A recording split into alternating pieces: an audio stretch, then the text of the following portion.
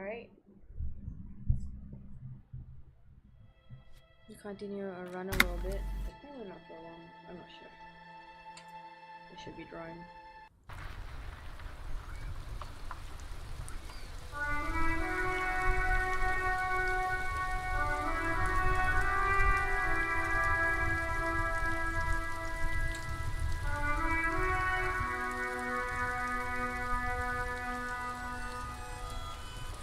Okay. What else have we done? Or we're supposed to do?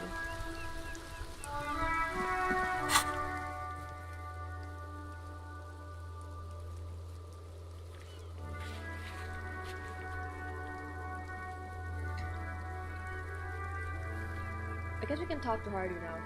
Yeah. Suppose do I need more authority or something?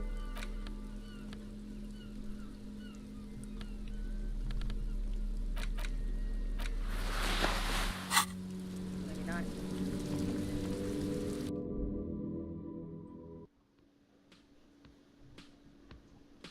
Should increase my authority.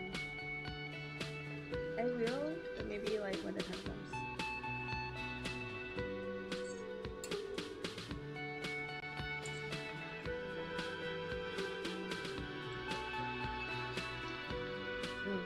Okay.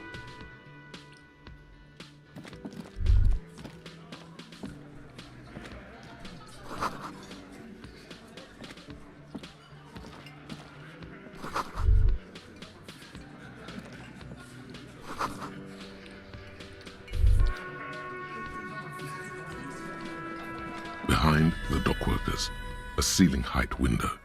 The hawthorn branches scrape the glass like bony fingers. There's a little slide panel up there to let some air in. No need to open it in spring. It's still too cold outside. Rigorous self-critique. Here it is. Hard facts from the man you are. You once jerked off in the locker room and were caught. You held a young woman by the arm and kept her in your apartment for 20 minutes against her will. God. That's right. These are not flights of fancy. These are real deeds, Harry, emerging from the darkness of your past. You tried shooting a fleeing suspect in the foot, but hit him in the pelvis, crippling him for life. And, above all, you let life defeat you. All the gifts your parents gave you, all the love and patience of your friends, you drowned in a neurotoxin. You let misery win. That's awful. And it will keep on winning till you die or overcome it.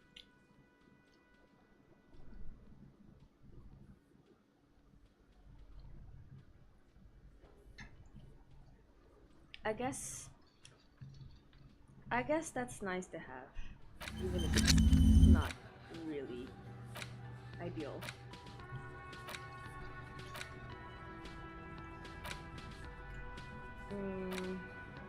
I do want this. Can I open a new one? I think we wait.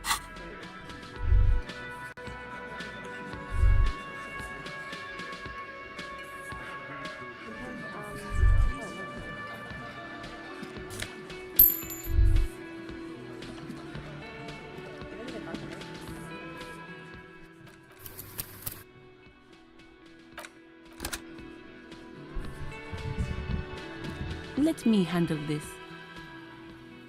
Detective disorientated. Are you still wondering where you are? This is Martinez, in case you've forgotten. I advise you not to overstay your welcome.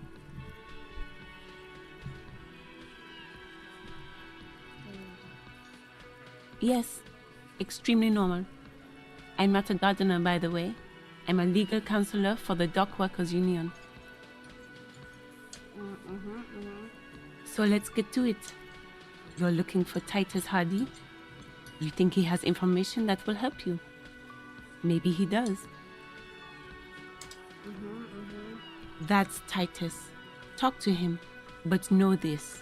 I'll be keeping an eye on you. No strong arming. Nothing official. The District of Martinez does not recognize your authority to make arrests. Okay. It doesn't matter if you recognize our authority. We will make an arrest if we have to. Yeah, for real. Like, can they just not recognize it? I'm not sure. She guess in a state says of anarchy. nothing. Her glare speaks for her. You're sure Easilio mentioned something about a lawyer, Elizabeth someone, but you're too dumb to remember what it was. What's your role in all of this? Like I already told you, I'm a legal counselor. Do you have hearing problems? What you want is of no significance, officer. Don't test your authority. In Martinez, you are no one. Was it aggressive? Aggressive? You make your living enforcing violence. These people are just dock workers. So you were spying on us, and now you represent murder suspects. Just dock workers. Listen, you moral intern lackeys. You're a mob, enforcing the unlawful privatization of Revachol. 20 fat men in the Occident are stealing it all, and you're their bodyguards. Fuck yeah. So ask what you came to ask, or get back to your commanders.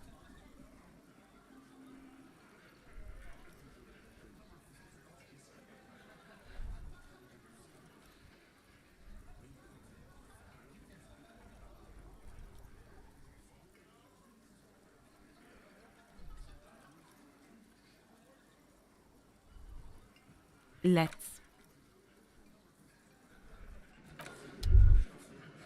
Alright, Titus. This is where you say your bit.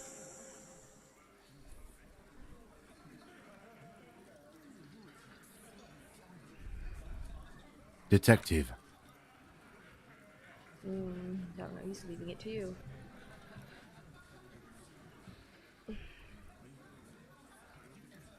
We need to talk about the hangman out back. Oh, this is about him.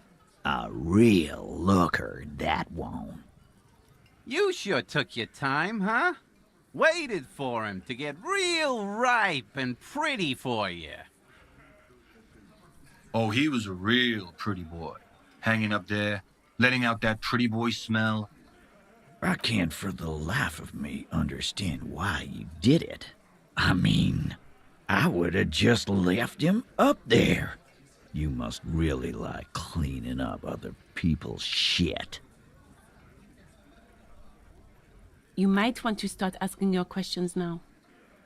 It's not going to get better than this.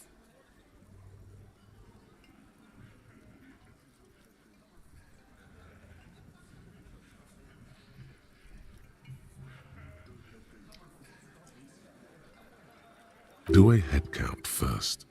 Connect these men to the tracks you saw in the yard. Chances are they're going to match. Starting from the right, boot size sitting on a cross at the other table. A symmetric burn on his neck, resembling the letters loss loss. Has he tried to burn it off? Leave that life behind? And then, standard, the emblem on his vest says Rowing Club.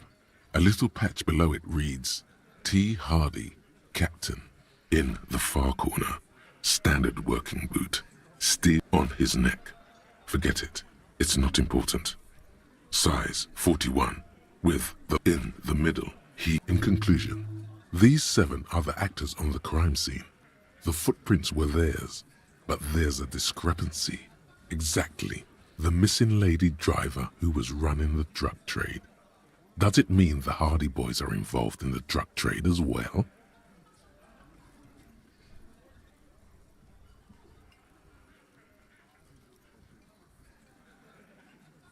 Maybe, but hey, you've stood there for about 4 seconds, not saying anything. Now is a good time to hit them with questions. Where's the 8th Hardy?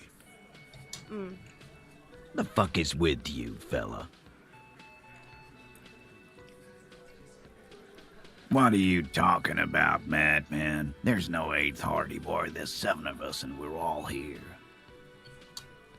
He seizes you up. Or sizes. what? You want to be the 8th Hardy Boy? We ain't hiring. Not yet, you aren't. Actually, boss, we've been talking and we think she could maybe... She? So there's an 8th Hardy, and it's a Hardy girl? Who might it be? Elizabeth? The gardener? No. Shut the fuck up, Glenn! I do the talking here. Now what the fuck do you want, cop? Mm-hmm. So let me get this straight. There is an 8th Hardy Boy. It's a she, and you don't like us talking about her? That's right. We're not talking about this. This is a private Hardy Boys matter. Nothing to do with your shit. End. You're not cops here. Don't go digging around if you don't want a bullet in the back of your head. I'm watching you. Good. We are all watching each other. Officer, your question. There's no point in pushing it further, he thinks. This is already a victory. We'll learn more about this 8th Hardy sooner or later.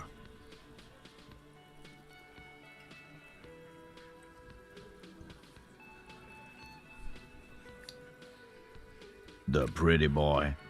You guys really love talking about that pretty boy. Prettiest boy. Funny. But my partner and I have a serious matter to discuss with you. Container belt, like we use in the harbor? Yes, why? Because we took it from the harbor where we work. Then we went out back and used it to hang him. As he speaks, his fists contract, going through the pulling motion again, savoring it. We did this together, all of us, until he was dead. That's why there's a container belt around his neck. There's a catch hidden somewhere. He didn't confess so that you could take them all away. It's too simple. But there's a catch. There is no catch. These 7 honest men have all equally come forth to tell you what happened, so that you don't waste any more of your time. How many people have you sent to the Shays? Ever felt remorse for them? Or send them to Reunion to rot. For 20 years. For life.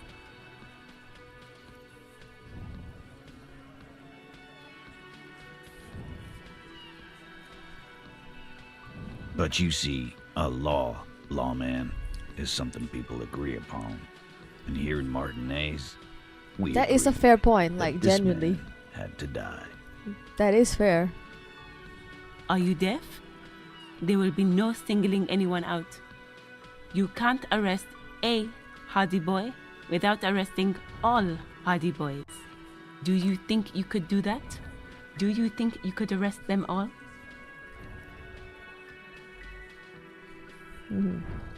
Who do you fucking think does? This is a hit, Hardy Boy. The big one. The one who's missing. The big dick. Titus, no one was thinking... No. Fuck no! The big dick is right here, asshole. You're looking at it. Right. Fucking here. Okay, relax. Disregard the outburst, officer. None of the boys have any comments on their power relations. That night, they acted as one. That's all. When did this hanging incident occur? You don't have to keep answering his questions. The fixer turns to remind Titus. I know, Lizzie. Relax. We killed him last Sunday night. Seemed like a good way to end the week. How long have you known the victim? Known him? We don't associate with scum like that, asshole. Yeah! Who do you think we are? Quiet. He came around about 3 weeks ago when that Pines cow first sailed into town. Happy? By the Pines cow, you mean Joyce Messier? A representative for Wapines? The same company you're striking against? No, I mean the Pines cow. The stupid-ass cow they sent in to fuck us over. But you know what?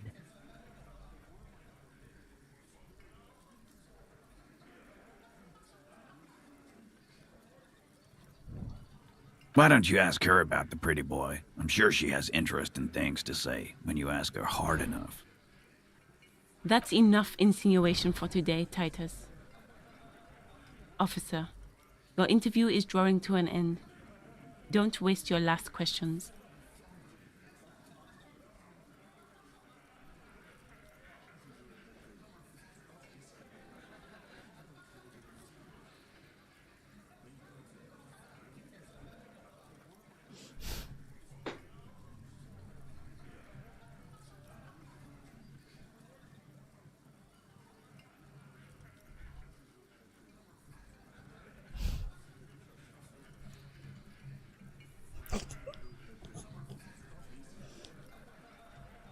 Sorry, I saw something.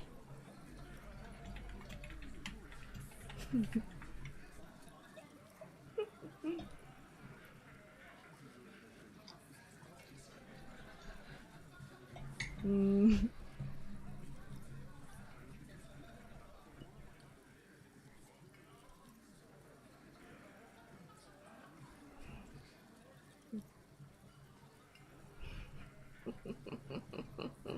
Oh, sorry. Why did you kill him? Why? 'Cause he was worthless mercenary scum. And he stepped out alive in my town. And he stepped out of line. What kind of mercenary? The kind that shows up when you start a strike. The experienced kind, too. Had Cohoy and Semenine written all over him. Ex-Oranese Special Forces. A live grenade. Right here in our bar.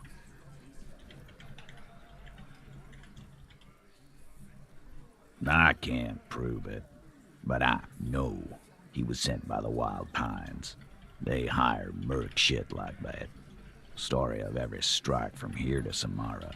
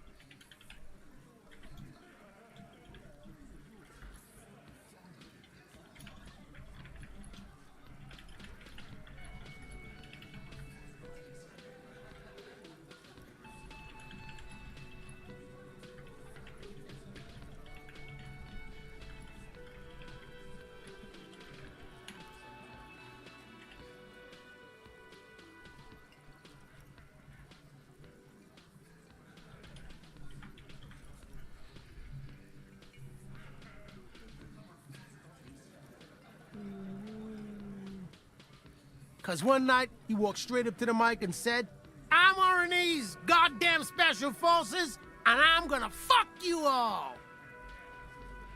Really? Yeah, really. Had a gin and tonic up there, sang some Oranese paratrooper song, and said he's gonna fuck everyone. We couldn't believe it either, but he fucking did, right there. Like some kind of animal.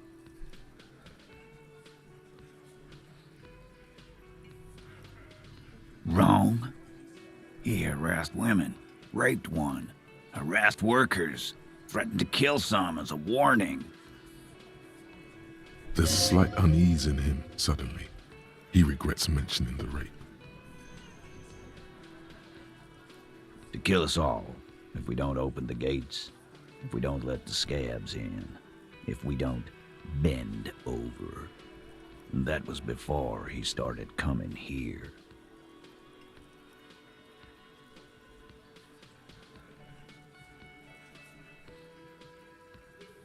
Yeah, he said it was his favorite joint now. Started to come in here every night. Drinking, grabbing girls. Grabbed one of ours mid-karaoke, right there on the stage. He grabbed someone? Yeah. This girl's on the mic. A beautiful girl, young. Gets into the second verse of Lover Lake. The fucker grabs her legs, starts screaming. Show me your cunt! Why don't you show me your cunt? Then, he gets knocked on the head with a wine bottle. Doesn't even fall down. Aren't you fucking listening? My man is talking to you. He took care of it. They got the girl out before anything else could happen. Yeah, me and Eugene got her out. Aren't you Right. fucking listening? But who did he rape them? This is a very serious allegation. No, you're not getting the name. That's a Martinez matter, and I'm not discussing it with you clowns.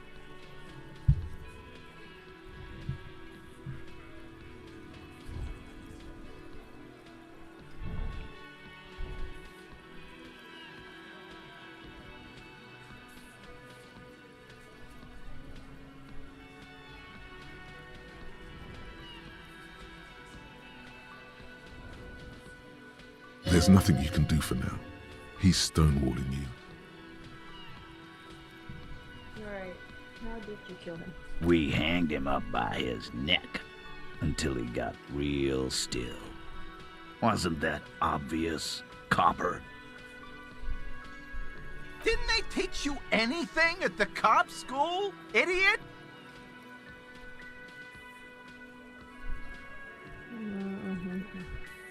The autopsy showed there were no ligature marks. His hands were not tied.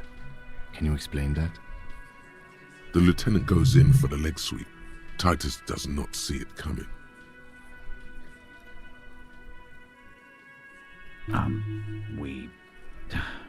Look, I'm not gonna play 20 questions with you, Capo. I'll say it again. We killed him. Yeah, I knocked him out. Came up behind him and clapped him in the back of the head. He went down like a sack of sand. That's right, lawman. And then we hanged the fuck.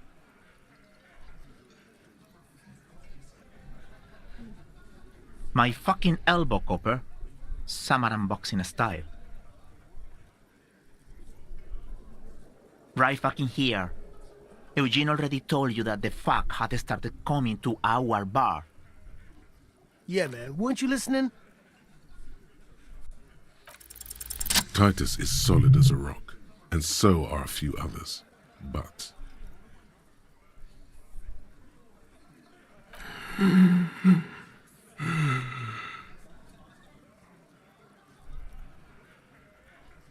Hey, you.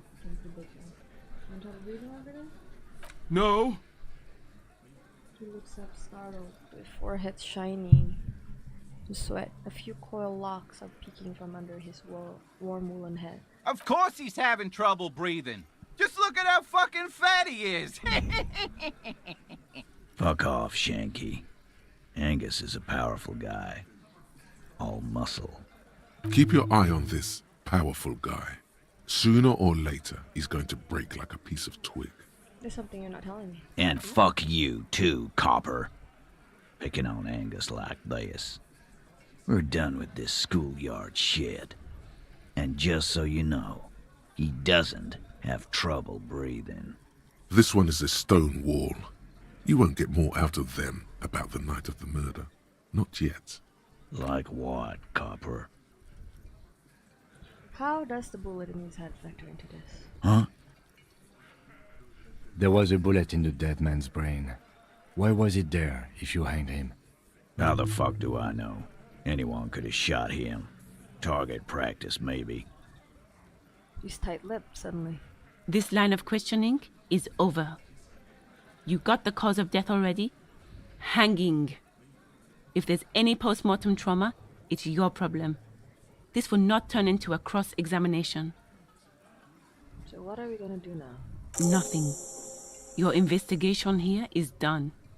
Leave Martinez, go back to your stations where you belong. I think we're going to stick around, thanks. Some things don't add up here, Titus.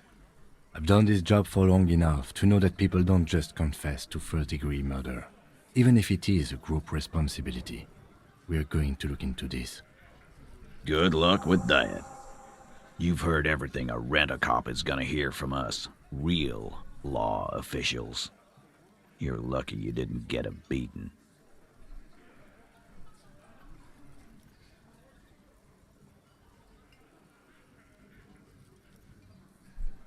Like hell you have. There is no local drug trade. This place is as clean as a rifle. Go back to Jamrock and ask the local junkies how clean your streets are in Precinct 41 Kilos. We'll do that. In the meantime, did you know that there's an abandoned lorry at the intersection that was used to move raw ingredients for drugs from Terminal B to Jamrock? The person driving it was present at the hanging. It was one of you. We've connected the footprints. Detective, do you want to deliver the coup de grâce? After you. The thought forms in your head, like a lightning strike branching in the sky.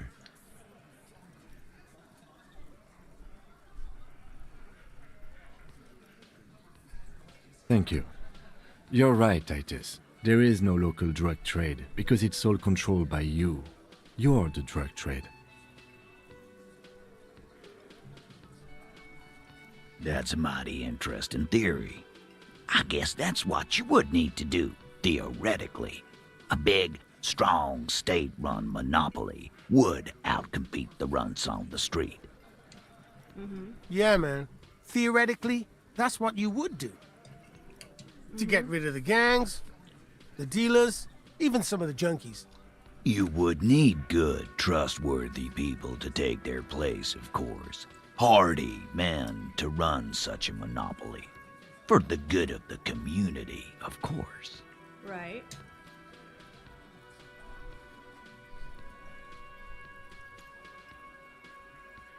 No, there aren't. Some little shit and his dad are doing speed. Who fucking who? The stuff's probably from Jamrock. Little shit. That's Kuno in the yard. Whatever you've seen is peanuts. Look at the big picture, man. The place is a paradise. And all thanks to Hardy Boys. Theoretically, of course. We're just talking politics here. My answer to your drug accusation is, how dare you? Go fuck yourself. Not quite yet, Mr. Hardy. There were 8 sets of prints on the crime scene. There are only 7 Hardy Boys here.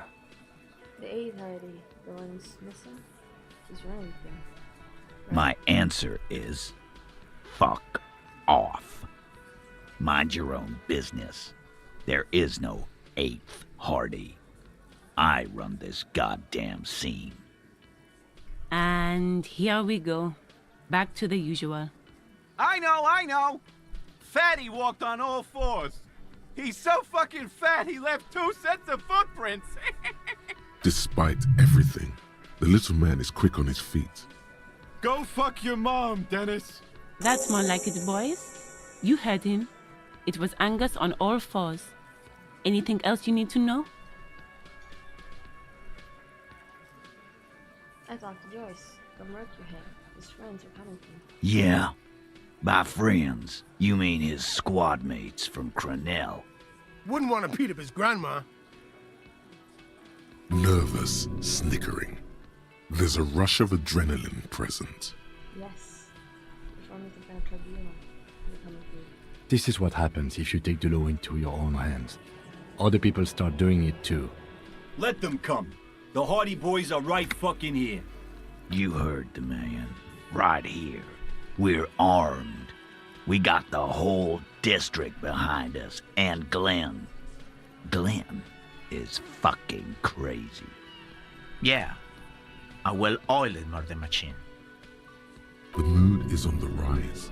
They're feeling confident, ready to punch out the whole Merc platoon.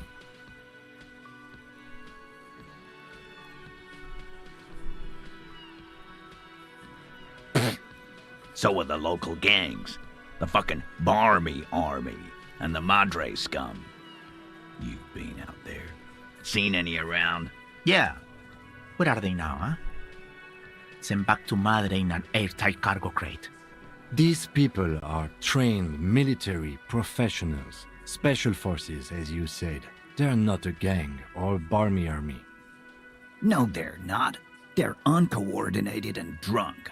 We know more about them than you think. The mercenaries are armed with automatic weapons. We got weapons of our own. We got Ister 50s, Zeelagers. Glenn's got a knock cannon at home. And they pierce ceramic armor? I guess we're gonna see, aren't we? See what? But they don't. Yeah, like you've been up against ceramic armor. He takes a sip of beer to bide his time, then tries to get the last word in. You haven't even seen the whole suit, right? I've seen the whole fucking thing, and it didn't make him immortal. Just if they've gone rogue. Nobody's controlling them. Big fucking surprise. They hire psycho scum, arm them to the teeth, and let them loose in the city. What do you think is gonna happen? He's really prepped himself up for this. He has to keep the fear in check. Okay. What do you mean, okay? I mean, okay. They're going to wipe you the fuck out, Titus. I mean, okay. You got this. You got the numbers. I mean, okay. I'll be on your side when they come. I mean, okay. You got one more gun on your side. Once I find mine, I lost it. I mean, okay. I guess I'll be gunning you down right alongside. Okay. No, they won't. Get out of here with your negative energy. All he means is that the situation is serious. No wonder you cops get shot to shit every day. Can't go to war with an attitude like that. Right. That's enough.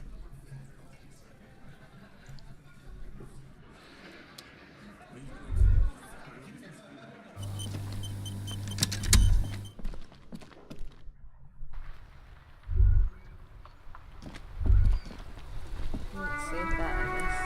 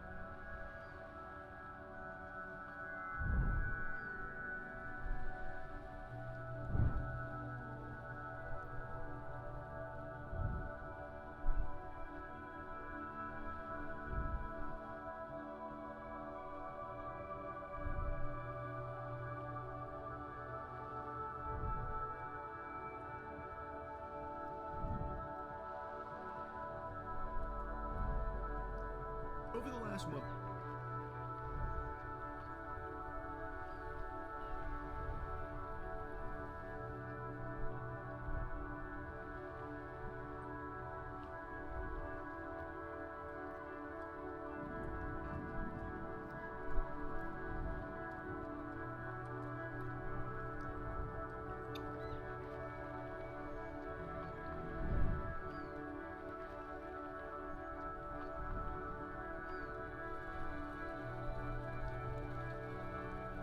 Duty would come back late. Like it's ready to explode. Says. Coroner's case, no. KK57 dash Oh. 0803 dot 0815. Right.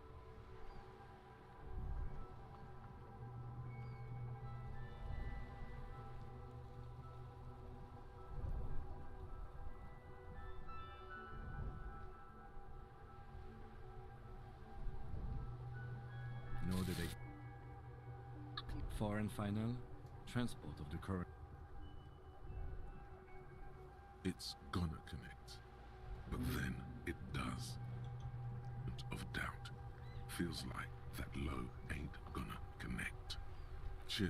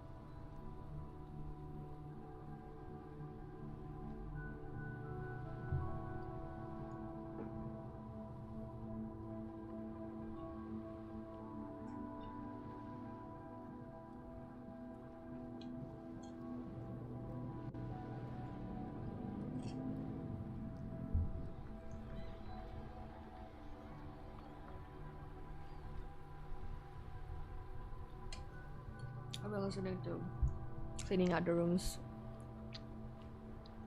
quite a bit today. Probably one of my favorite songs from British Sea Power. Okay.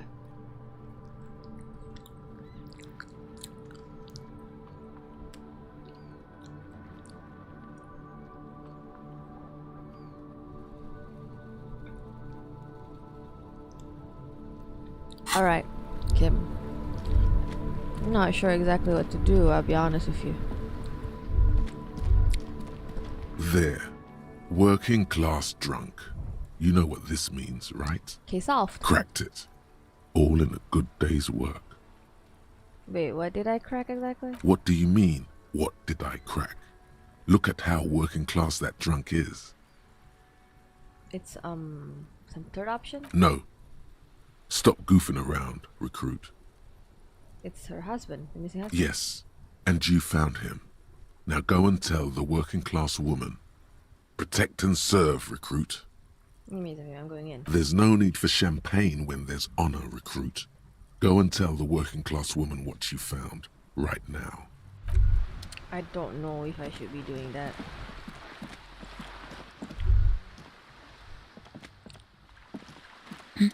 Protect and serve, madam. I found your husband. God damn it, I already told you.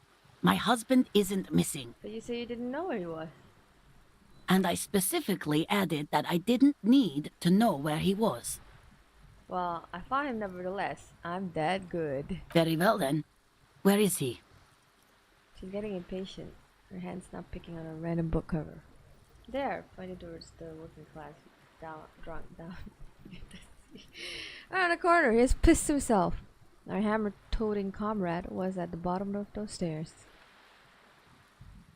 Excuse me? I don't follow. God, this is awful.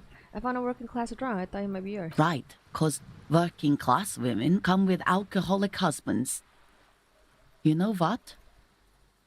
I'm not saying what. Something bad, I guess? I'm sorry. I say stupid things. I mean annoy. You were right. I do have an alcoholic husband. Although not that one. Ha! Blam! Knew it. But didn't you say your husband was kind and helpful? I did, and he is. He's also an alcoholic. So is he missing as well? No, he's not. Or maybe he is, I don't know. He's probably in the park or in Shamrock somewhere, drinking with his friends. She looks away. I haven't seen him for... Well, to hell with him. He's completely forgotten about the book, staring blank into the distance ahead instead. Is it raining? Kim, is it just me or do we have a missing person's case here? Don't worry, I'm going to find him and bring him back, I promise. Well, if he's with his friends, then he's not really missing. I wouldn't be so sure. Before turning to face the working class woman. Ma'am, just to be completely clear, do you want to report it to the police? Report what? He's just out drinking with his friends. I'm sure the police has better things to do than to chase down local goofballs. Not at all. The RCM is ready to chase down every goofball in town. We care about you. Honestly, I just think missing person cases are mysterious. You're right. Unfortunately, my forces are limited. And I'm sure he'll return on his own. Not at all. She sighs, but you can detect a slight hint of gratitude and relief from her face. All right, go ahead. Do you have any questions? What does your husband look like? Honestly, not that different from you. Damn. So let me guess, he's disco.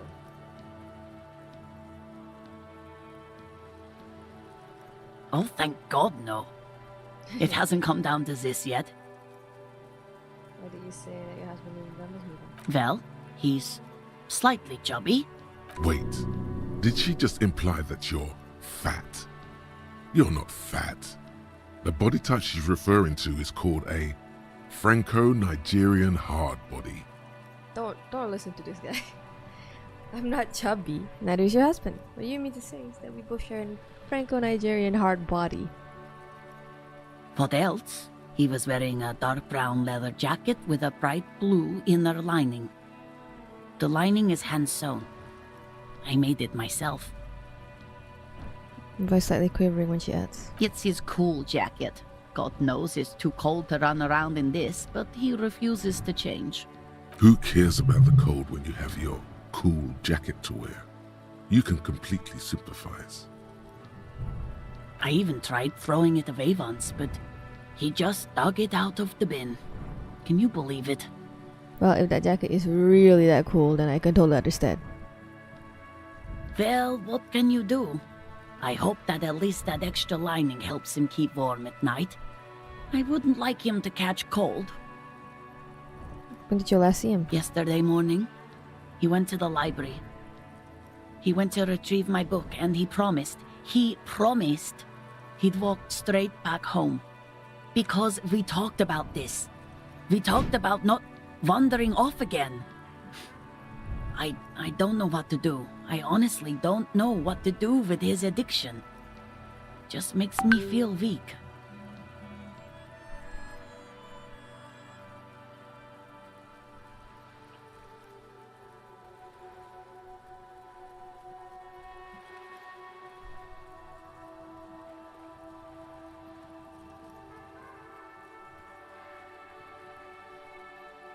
It's gonna connect, but then it...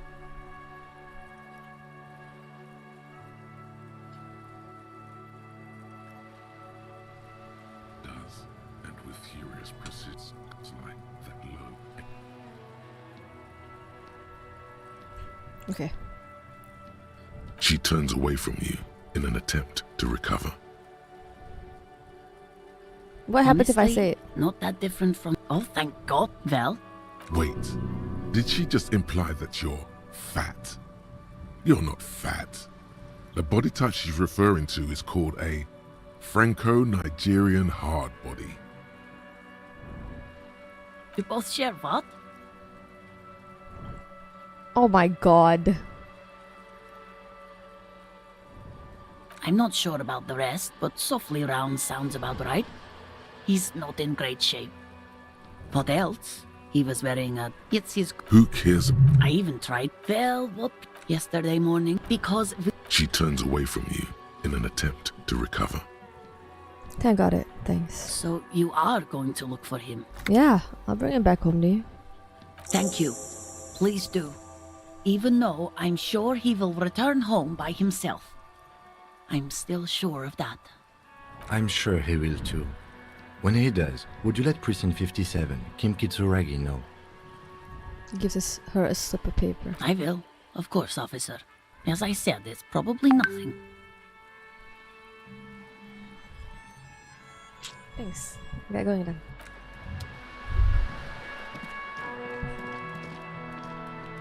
Huh, that's interesting. That was new. I never thought to tell her that because it sounds so rude.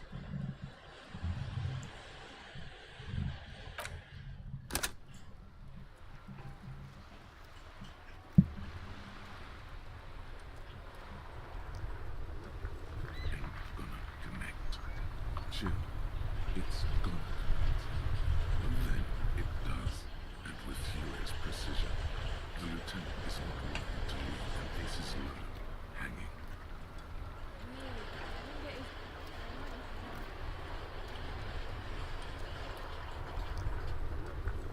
Yeah, we're average.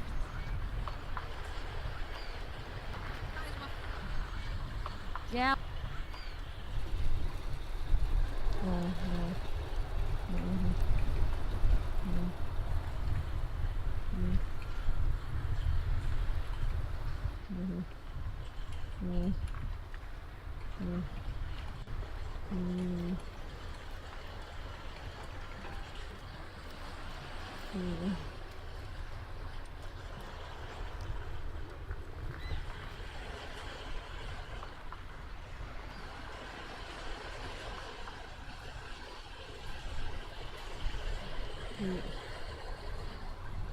Now we're average. Kuno cracks with laughter. Sounds like Someone strangling a seagull. It's clear he enjoys himself.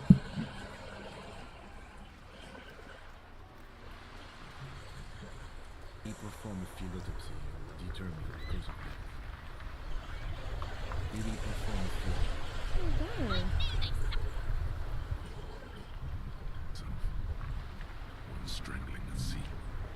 Kuno cracks with laughter. Yeah, we're after.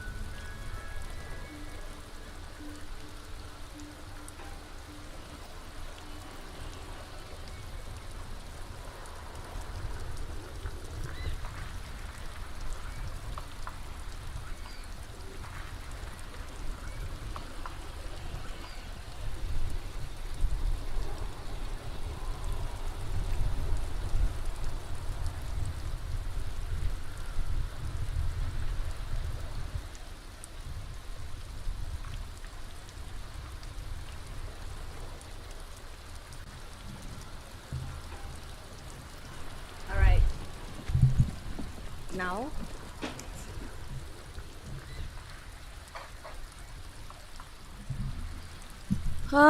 Talk to Titus. We need to wait for 21. I have to raise my logic. And I think I'm gonna just double around on hand-eye coordination after a bit. In fact, maybe I should increase it right now because my reaction speed is overtaking that right now.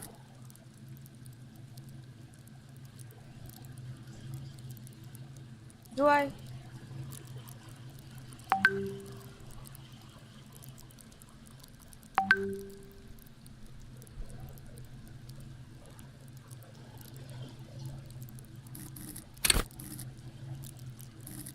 Actually, it should be savoir faire. Okay, I won't do anything.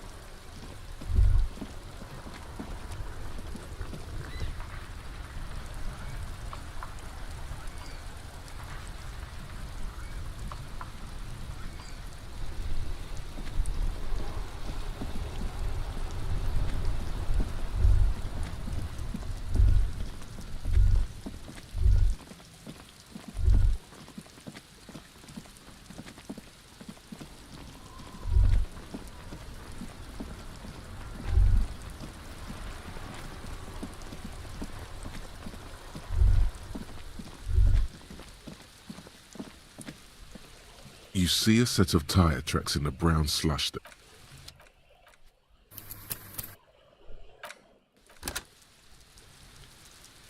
You see a set of tire tracks in the brown slush.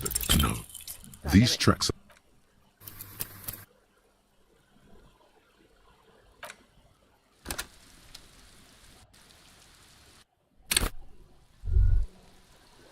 We'll do that later, Kim.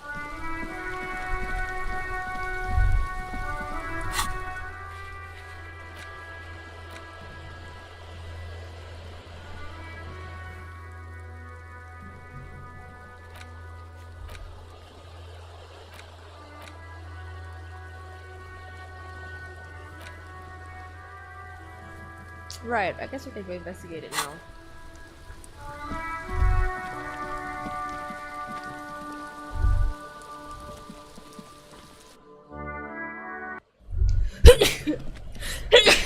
Oh my goodness.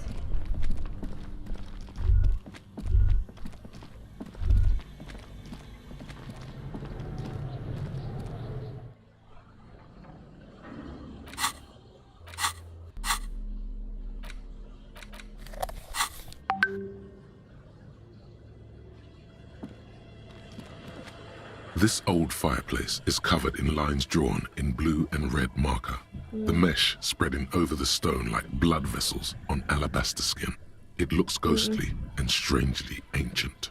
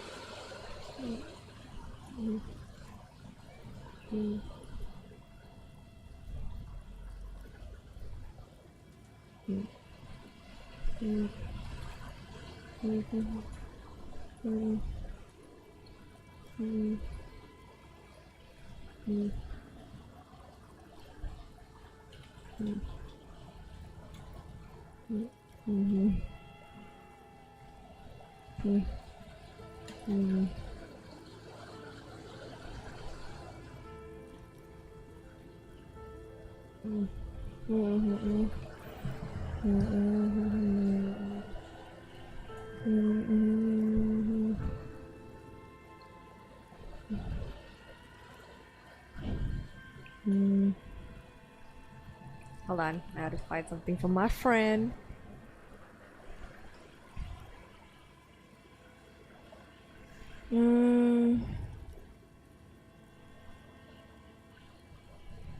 the fuck is this?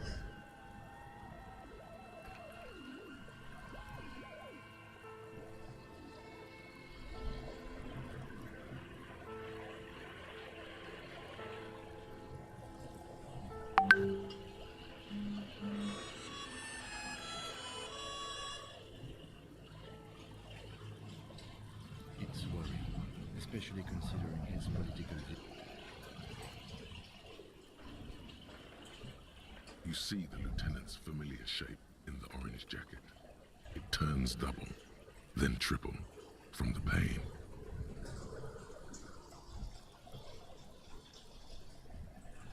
You're alive.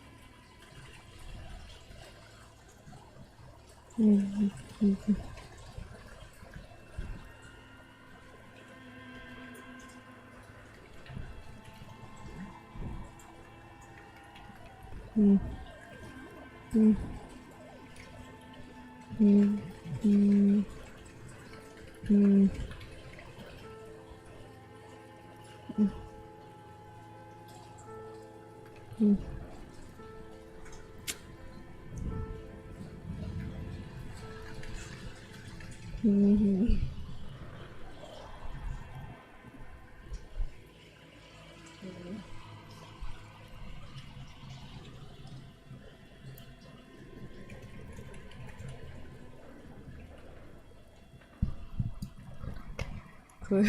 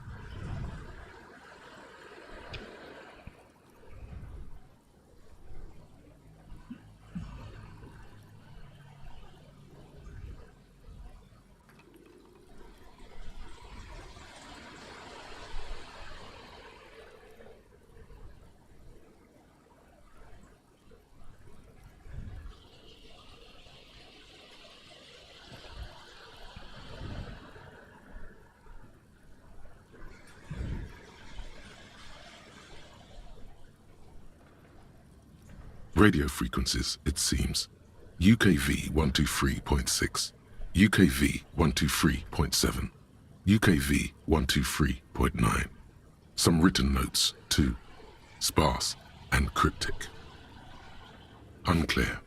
It looks like a cardiovascular system split into veins and capillaries. Very advanced. You think so? The web is comprised of radio stations, all lead back to one red heart, titled the Game Master Frequency. A note says, this one can listen in on any station it wants. Looks like a surveillance program. They must have had massive airwidth. These things don't come cheap. Someone very important. The leader of a massive on-air game built by these people.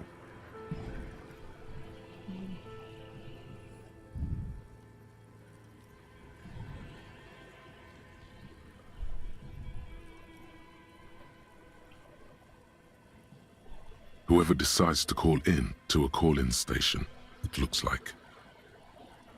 A list of names under the stations suggests people across 6 Isolas would be playing. Muindi, Insulinda, Kotla, Grad, Samara, and even Ilmara.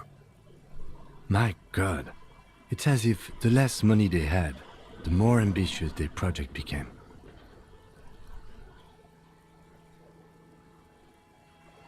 Exactly. This schedule, I know doom when I see it. The company was running out of funding. Nothing. It's just lines on marble. An echo from times long gone. No one has used the fireplace in ages.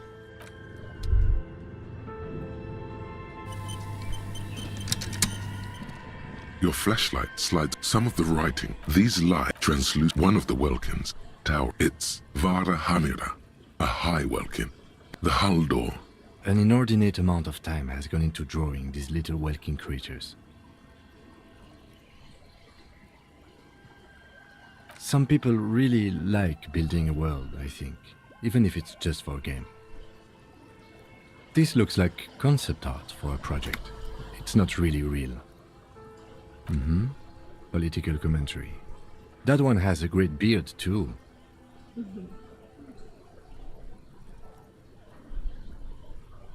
Just look at those details. So much effort. The photo collage, entire, albeit dark and cold. This vision also feels cozy in its own way. A pinned postcard reads, this, it looks a bit like an acad. As time goes on. Looks like they didn't make it. A note in the bottom, the handwriting is only partly legible, but you can still make out 3 slogans. Call in, tune out, Wirral Untethered, and Heat Death of the Universe. The full text reads, Heat Death of the Universe is the new black. Another note says, the biggest advancement in role-playing systems since the 30s.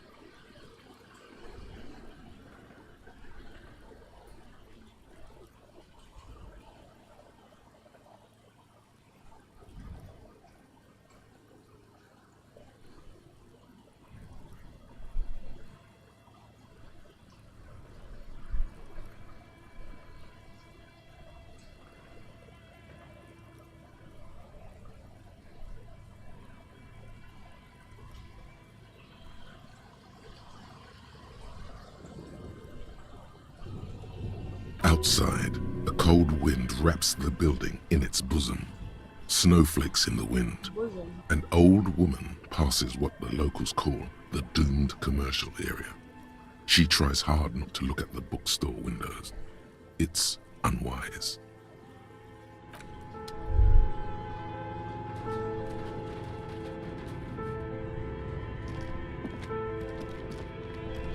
The dusty radio computer, the machine lights up like some prehistoric animal stirring from its slumber, revealing fluorescent play and print keys on the keyboard. The hatch on the machine's central compartment is wide open. It's empty like a beehive without its brood. Some cables have been left dangling, disconnected. The filament you have would fit perfectly inside the compartment.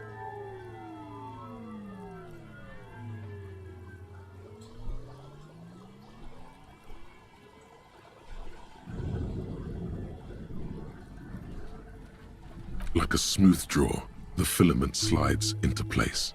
A bar of fabric right above the keyboard starts producing a soft hum. The sound of static seeps through the machine's planar magnetic driver. Oh no. It was already glowing and now it's also making a sound. It's probably some alien CO-like technology. The static gets louder, slowly filling up the abandoned hall, until a voice speaks out, crackling and old, cutting into the air. Good afternoon. Fortress accident en rue de Saint-Ghislaine. This is East Insulindian Repeater Station 1. Please repeat. Is this the production schedule?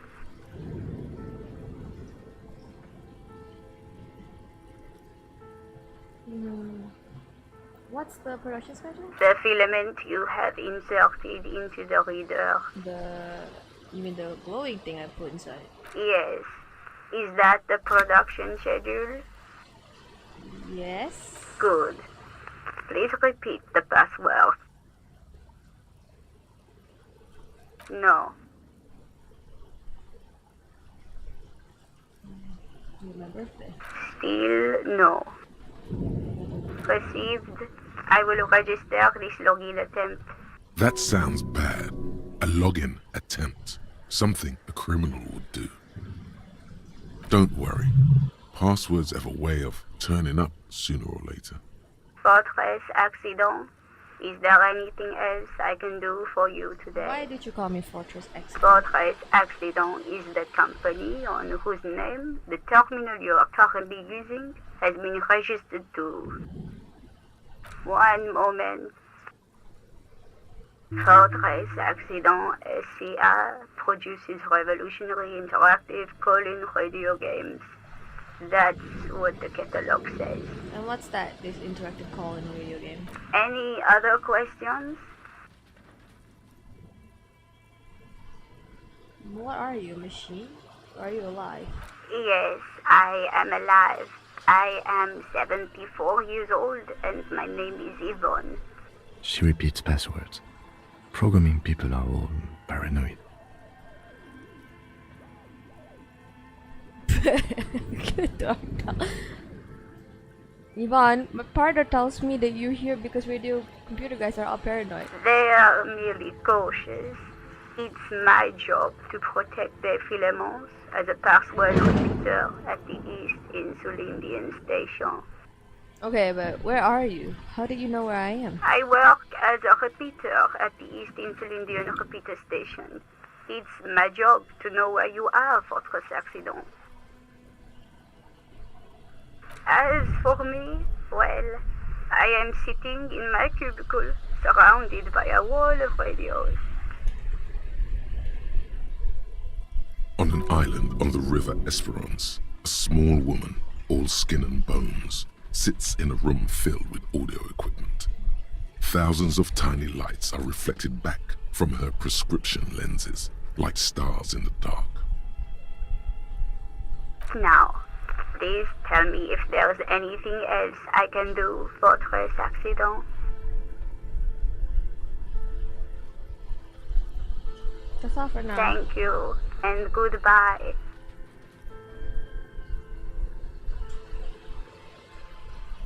I think I Tiles believe on it. the cube are still... Oh? Okay. What do you think is going on with that computer, chalkboard, and fireplace? Someone tried to excite the curse using technology. It looks like an undercover counterintelligence program. Good for business. Yes, that is the question. Like he's ready to lay out a fine theory, crafted together like a puzzle box. It looks like one of those popular pen and paper role-playing games. Only these people were trying to automate it, make it work on radio computers. Utter madness, he thinks, as a compliment. How were they going to do that? Through call-in stations. None of the players have to be physically present. Anyone in the world can participate in the game, as long as they have a two-way radio. Then there's the game master frequency that listens in on the smaller call-in stations. I think that was supposed to coordinate the stories, functioning as a master of ceremonies of sorts. His fascination has swept aside other concerns for the moment. He's a little hooked. Coordinating so many games would take a whole switchboard of people, possibly divided into sub-frequencies. Has anyone ever done it before? Not to my knowledge. They make automated games in Grad, Messina, Königstein. You know, places with industry. But I don't think anyone has attempted to create an interisolary game before. We just don't have the technology. It was a role-playing game. Indeed, those Welkins are a dead giveaway. Role-playing people love that stuff. The world looks like a modified version of the WeWorld board game, with hit death thrown in. What do you think happened to them? No idea. They stopped filling out the schedule on the chalkboard. Wow. Indeed, it's ambitious and untethered from reality, but... Insane if they thought they could do this. If it was just play to cheat money out of their... No. It was just a play. The curse got them. That was just cold lonely. This would keep it company. Let's finish it. It's too late for that, I'm afraid. Okay, let's keep moving.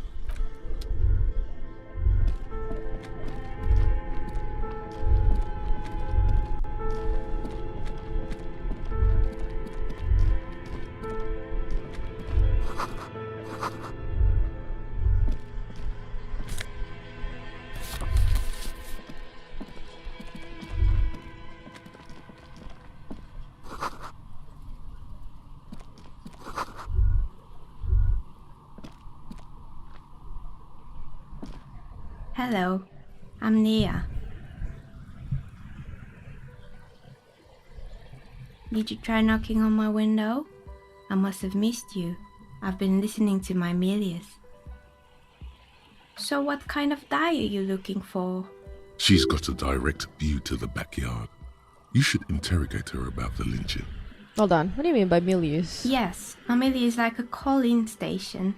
You need a two-way radio to access one. That's why I have these. Mostly, they just teach you to swear in different languages. But some of the stations can be quite interesting. I was so absorbed, I must have missed you knocking. Then how did you get inside? By the south entrance? You know what?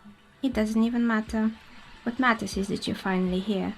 Let's talk dice. Did you have something specific in mind? Why are you asking me about dice? I'm a novelty dice maker. Tell me the name of your role-playing system and I'll make the die you need. That's why you're here, yes? As she speaks, her bone-like fingers fiddle with a ring. Her bones light, but her hands strong. Sure, I like role-playing games. I need some dice. Maybe. I'm not really sure why I'm here, honestly. No, I was looking for something else. Quint, your eyes was using. Answers.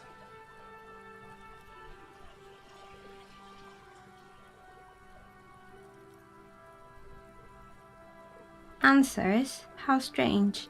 These days people only come to me for dice and role-playing games. I'm not sure how helpful I'll be, but go ahead and ask. How did you become a dice maker? How did I become one? It was a business decision. I was a regular jeweler at first, but that's an unfocused field with too much competition. She doesn't let it show, but there's anger in there. She doesn't like jewelers. Thinks they're a mob. Some of my friends were role players. Not especially. I like working with rare... Of course. Tell me what you have in mind.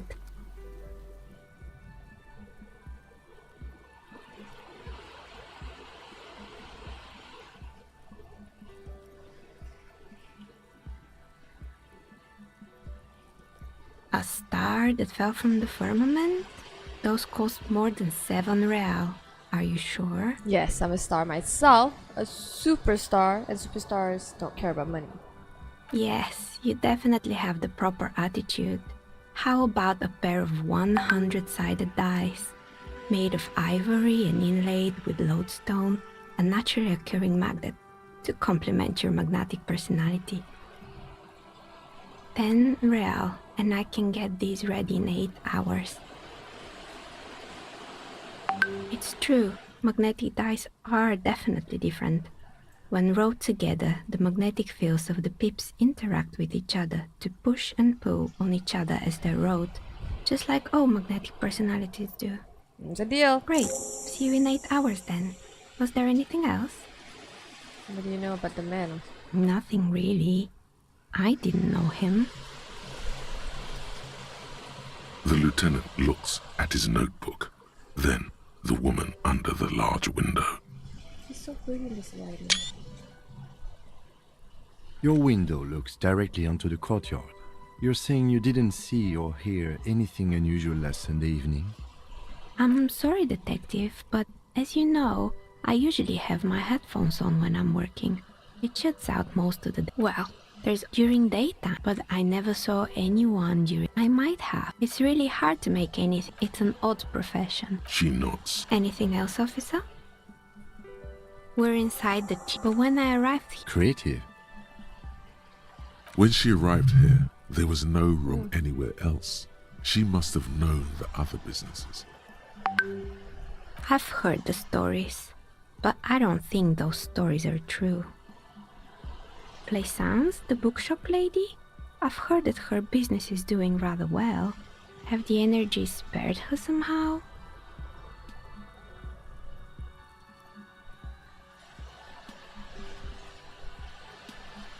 All right, but it's not just the bookstore that's still up and running.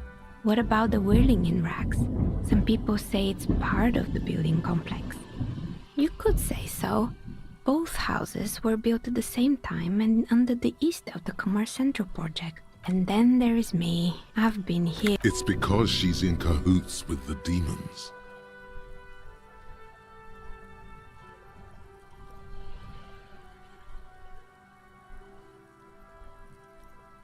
I was just about... The jig is up. The she-demon knows you've uncovered her true identity. Is it now? Well, if you ever find a way to explain all those more or less... Rats scuttle in the dark rooms. Yes. You wouldn't like it either. The others... It's not about the haircut. It's about the confidence.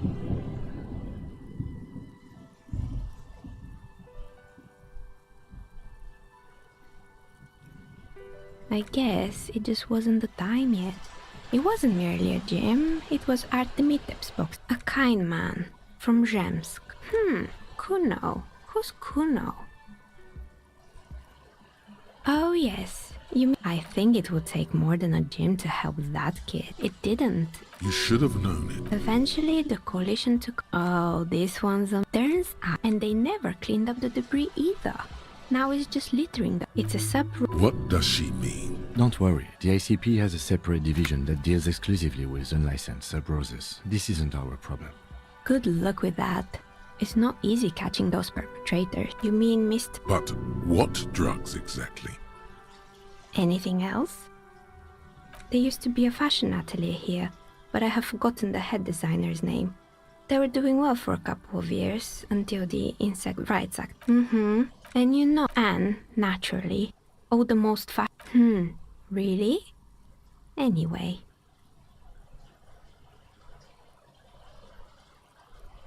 They were made, honestly, I think it's quite funny. I think he's the usual. Men like that. Sure, but Slipstream, I have no... Maybe you could make a sword out of one. No, wait, forget it. It would take too long. Fortress Act, they were they certainly took their work the usual. Well, they seemed to believe they were historical individuals on some grand quest. Yes, but in the end they... Showing up to work on time is hard. No, scratch that.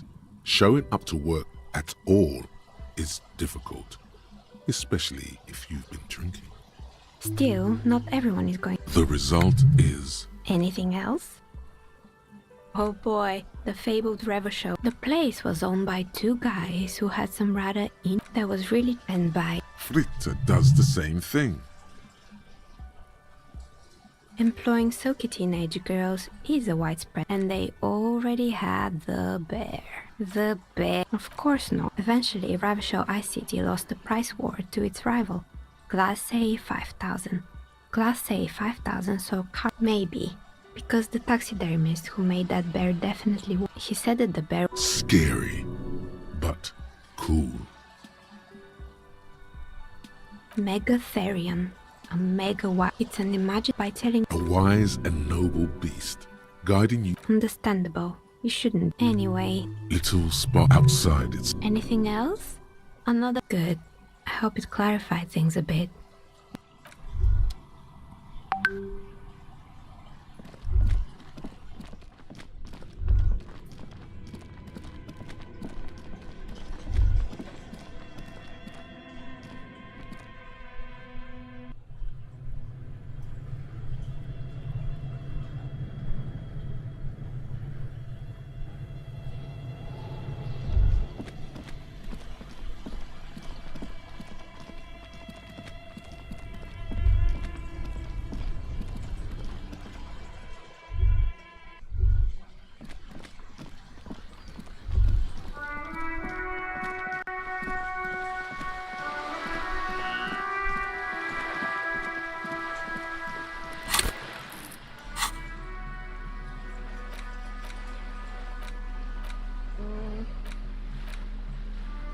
What else, Kim?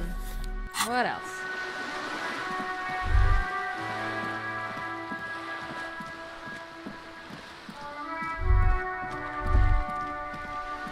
These guys.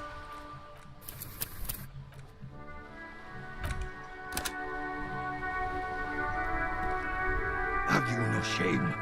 Whining about your back every time you bring out the measuring tape. René, you're a man with a fork in a world of soup. Please, let's just try to enjoy the game, all right? Look, in his hand, going into his mouth. The sandwich. It's hauntingly beautiful. I'm trying to, but you keep breaking my concentration. You're old. I can see that. We're both old. Now stop grabbing your ass like it's a girl. These manly men are playing balls. This is a ball game. Grab a ball and play it. Don't ask questions. Shoot first. Ask questions never. No, you got this. There's the ball. You're the game.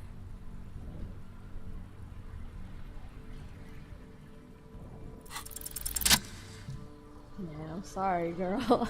I know what's about to happen.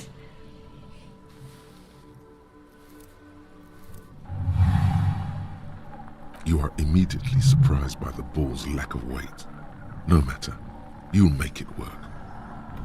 Lack of weight. God, this is right. You feel the familiar tremble of excitement and adrenaline that precedes every victory. Time has frozen. The cold metal ball is surprisingly smooth against your neck. It has a pattern on it, probably a sponsored ball. Yours would only be covered with bumps of learning and scars of victory. Already your muscles are adjusting to the weight, the nervous system calibrating, until you and the ball have merged into a single entity.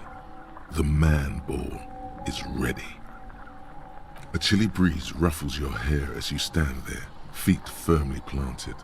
All sounds, smells, even the wind, everything fades until the only thing left is the union of man and ball. West, in the Grand Couronne area, a sharp overhand left from Arsène Luc Edelbrock sends the Samarin heavyweight champion, Kostya Miasnok Kostanica, flying to the mat. The crowd goes wild. Revachol loves her heroes.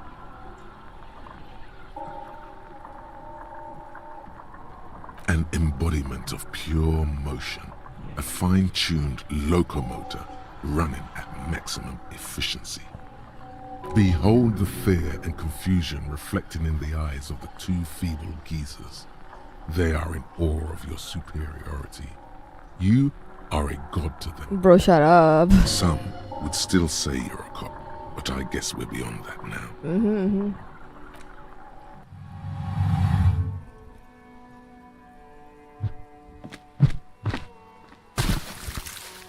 Oh my god. I did it. Merde! Bordel de merde! What the hell is your problem? No, we try some, that's for sure. I don't care if you are a cop. You do not just ruin someone's game. Oh. It's so goddamn disrespectful. I'm sorry. You vandalized our game, son. We can't play pétanque with 5 bull.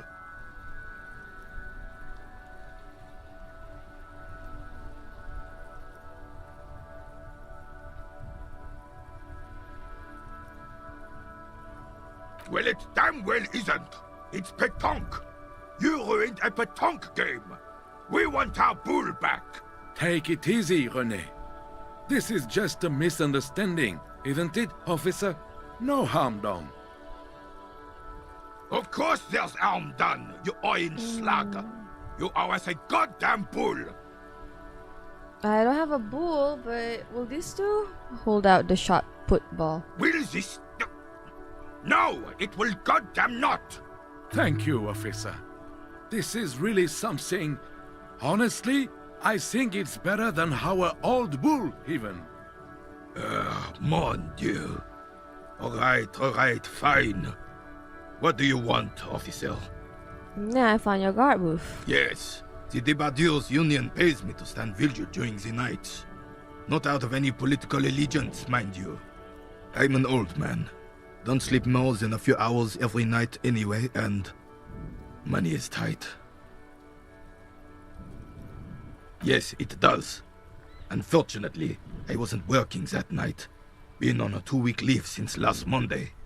It's a private matter. Nothing to do with... You see, officer, René is the kind of man would rather die than admit he needs medical assistance or, God forbid, sick it. A real man's man is just gonna ride it out. I'm fine, goddammit. Mind your own business. It's nothing. Just got to cut back on coffee. No one. The bus has been unmanned since last Monday. There's no other guard. It's just me. No one has been guarding the container yard since last Monday. Yes. It's not actually an issue. I mean... Look, officers. The container yard doesn't actually need a guardsman. Never had one before René. Monsieur Claire had that booth built specially for him. It's mostly decorative. Was it the character? The possibility of someone being in there is enough to discourage any ill-minded individuals. Evrard created this job for René because he knows the Royal Carabiniers' pension of honor and PTSD isn't something a man can live off. A decorated Kingsman collecting tear reflects bad on the whole neighborhood. His words. Look, officer, can we conclude the topic of my guard booth now? Yes, like I said, I would be up anyway, so might as well keep an eye out. It keeps my senses sharp. Unfortunately, I don't. In Martinez, the union is the law. The cop is a pejorative term. I don't have a problem with policemen. If I knew, I would not be afraid to tell you. I simply... Yes. The terrain here provides an interesting variety to a familiar game. Yes. It was left by him. Heavy artillery fire, you say? That's the best kind of artillery fire. Very interesting.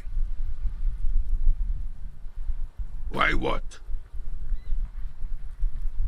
Because that's what happens when communards hijack your country, execute your supreme leadership, and turn your capital into a slaughterhouse. Commies, communists, socialists, anarchists, call them what you like. They just chose a name to feel special. Senseless sentimentality. Sadly, no. It was the foreigners who brought them to their knees. We fought valiantly. Too valiantly. So valiantly we got licked. Should have fought dirty, like they did with their suicide sex cult propaganda and mad anarchist women strapped to shrapnel bombs. We didn't though, and we lacked caliber. God bless him, but the suzerain's cannons simply weren't big enough. This place is a damn beachhead, son. They had to soften the commies up first. Yes, the military coordinated amphibious landing to take back Martinez was used as one of the 3 footholds in Revachol during Operation Deathblow in 08. The other 2 are off in Stella Maris and the Delta. This here is Blood Ground, where coalition boots first made landfall and cleaned those rabid dogs out. Most likely, we're playing pétanque on their mangled corpses. Blood ground. You got old René going there. Like he isn't hungry enough already. Mm-hmm. Don't get me wrong, officer. I hate those foreign dogs, but the enemy of my enemy and all that. They're the lesser evil.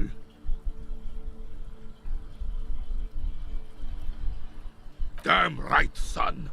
He approves of this radical approach, knows it was necessary. The rest of the city got cleaned up, but not in... Well, it's your own damn fault.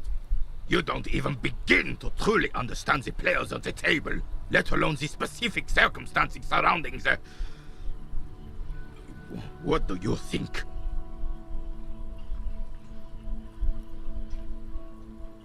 I'm sorry it had to be them.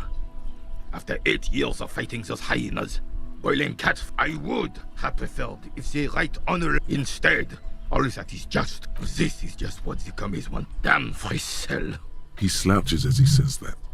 It makes him smaller, admitting they left the king to the mob. A true king in both blood and mind.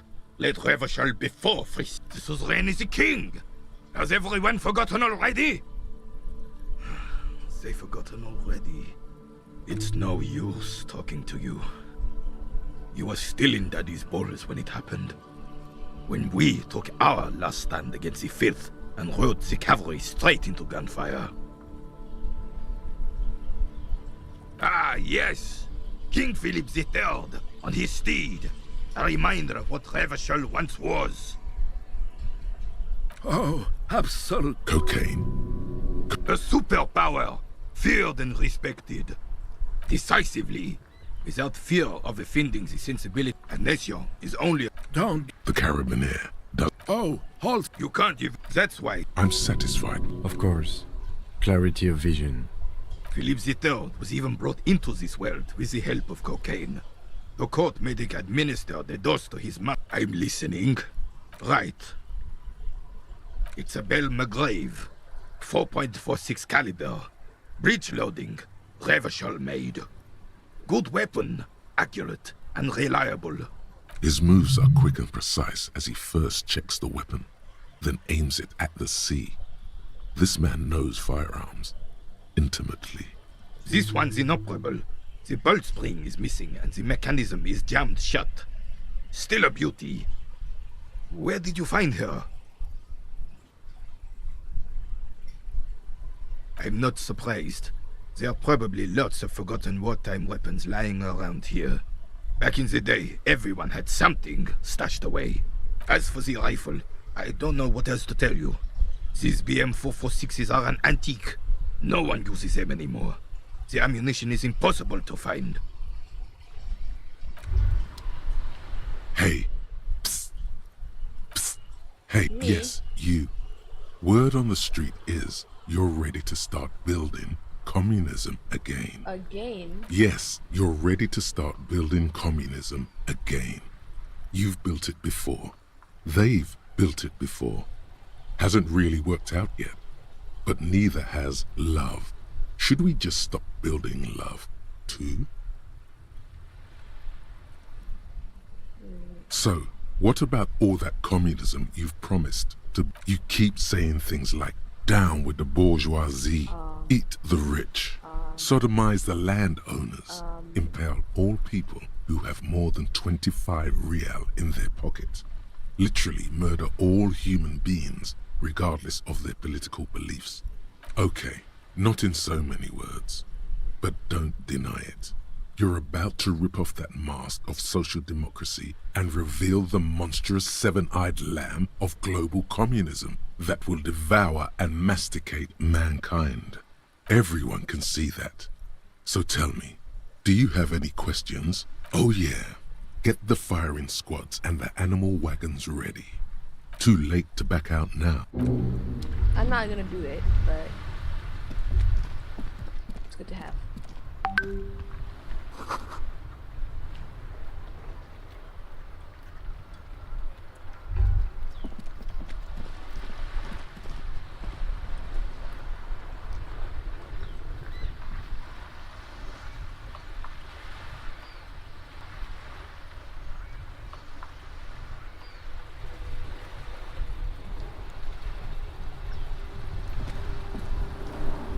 I have really outdone myself. This is divine. Yes, that's what you need, Gaston. More padding on that fat arse of yours. I hope your heart gives out. René, it's a little pleasures. Life doesn't need to be a struggle. Hello, officer. How might I be of assistance on this fine day? Let me think. I heard someone was hanged and left on a tree for... No, Then help them. I wish I could. Respect. I'm not even anyone... Of course he's holding back. Can I at least finish my fucking sentence before you piss on it? Is that okay, René? Everyone in Martinez... Gymnasium. What do you know about? The blind leading the blind. Doesn't even begin to describe it, is what he said. Let's try not to get caught in a crossfire. Lest we leave riddled with bullet holes. Oh, in many ways, yes. Like an honorary member. Oh, yeah, not in... Of course, I hate this socialist rabble. But he... Writing... Oh. Well, he tells his little pet... No, thank you. For being consummate professionals. I'm sorry, officer. The only one you have. The sandwich looks like a culinary wonder. Well made and abundant in components. The author sure knew their craft. In addition to the obvious slice of ham, a fat one, you notice a brim of a tomato peeking from below. And is that mayonnaise? Please, man, can I have this bite? Believe me, officer. I wish I could help you, but I need this sandwich to keep my blood sugar stable. He's squirming and wetting your pay gaze. attention to these things. You can barely hear him. The sweet smell of pickles in harmony with garlic butter and marinated onions emanating from the sandwich is driving your mind in a singular direction. It Please, Brad, just share it. Fuck off! It's mine! Took so immediately startled by his own reaction. A glimmer of respect flashes in René's eyes. Sorry, officer. I'm sorry. I didn't mean it in a bad way. But the sandwich is mine. I'm not gonna share it. And it's gone. When the dissidents come to rape our country, he hides. But try to get a bite of his dear sandwich and he gets claws? We are a special kind of vermin, Gaston.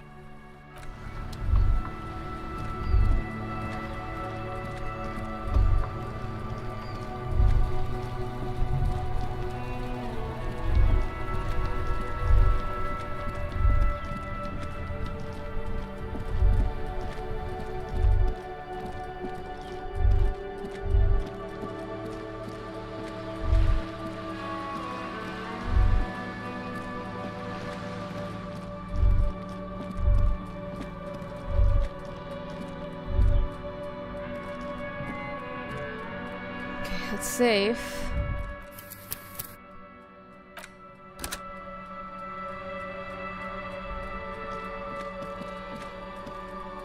You see a set of tire tracks in the brown slush that no.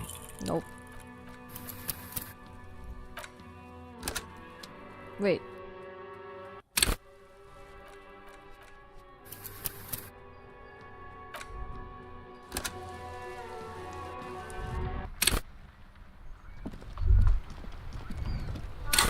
I have a lot of points, like a lot. Have I got new pants? I do not have new pants.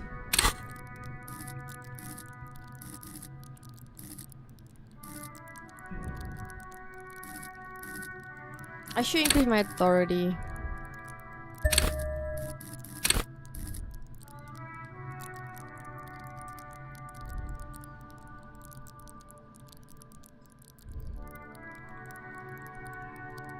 A little bit of empathy, maybe?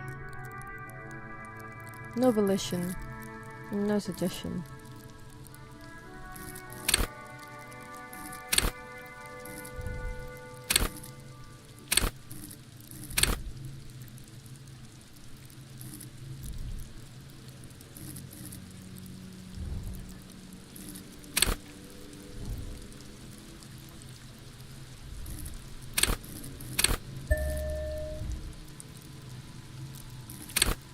Okay, that's it for now.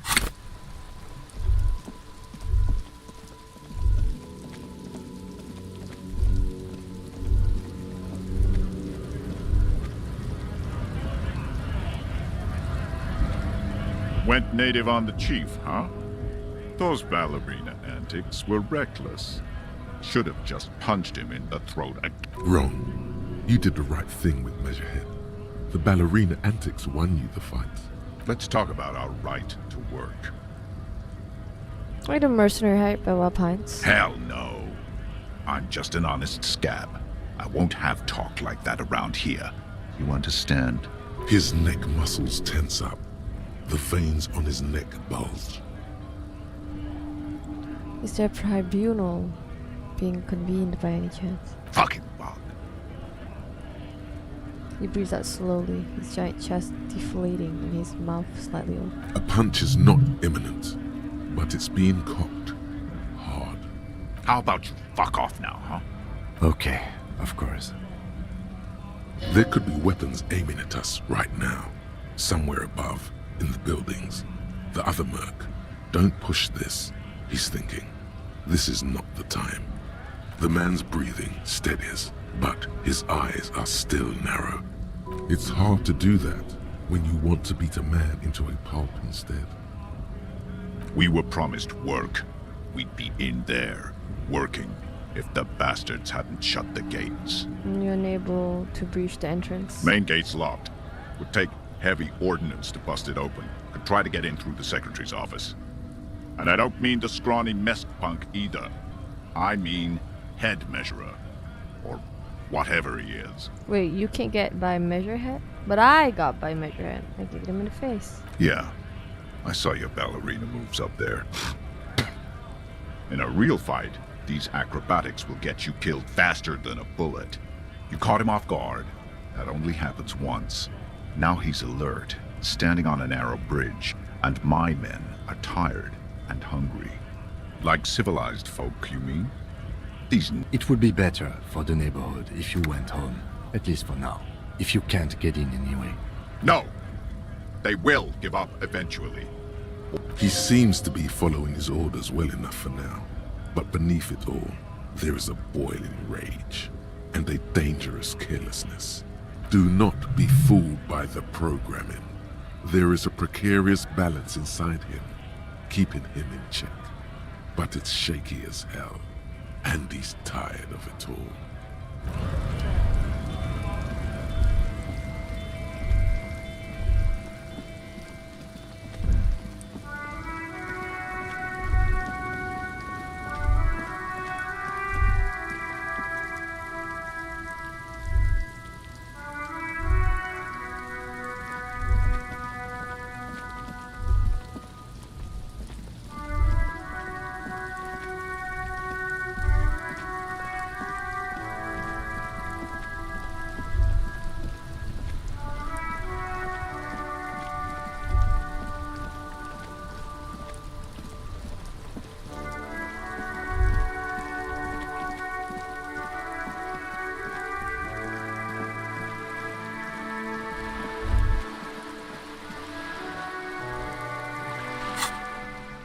Alright, I guess I can inspect some shit now. Alright.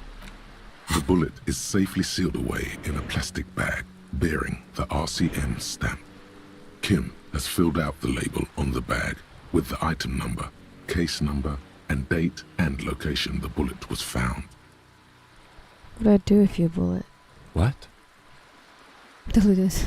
I said, what do I do if you bullet? Well, if I was the bullet, which I'm not, I would say, find the weapon that shot me.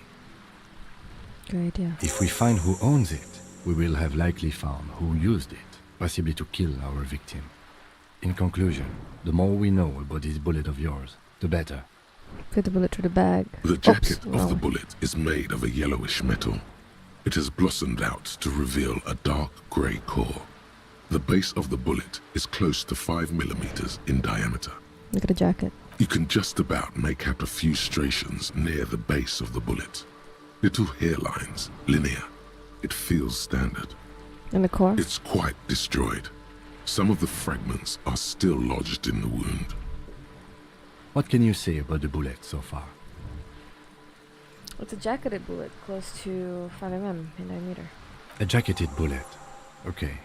It would have been shot from a military-grade breech-loading rifle, not from a muzzleloader, like those typically found on the streets of Martinez. Even the RCM uses ordinary unjacketed conical bullets. This is strange. Very strange. I like this, officer. Strange means unique. Unique means incriminating. We need to find the gun that shot it. Wait, I want to see The that jacket of the bullet, you can just... What can you say about the bullet so Wow, far? I actually know this. Yes, it's as if you've seen bullets before, officer. A jacketed bullet. Okay. It would have been shot from a military-grade breech-loading rifle, not from a muzzleloader, like those typically found on the streets of Martinez. Even the RCM uses ordinary unjacketed conical bullets. This is strange. Very strange. I like this, officer. Strange means unique. Unique means incriminating. We need to find the gun that shot it. Put the bullet through the bag. The squashed bullet has some sharp edges where the jacket has split open. It feels cold, even through the bag. A rifle, Revolutionary period. Your bullet looks to be an old 4.46 millimeter from the surplus left over from the turn of the century. Probably an antique or a retrofitted antique. Make? The 4.46 caliber was widely used with the Belmargrave rifle, a Revacholian manufacturer. The BM dominated the battlefields of the Insulindian theater of the anti-centennial revolution 50 years ago.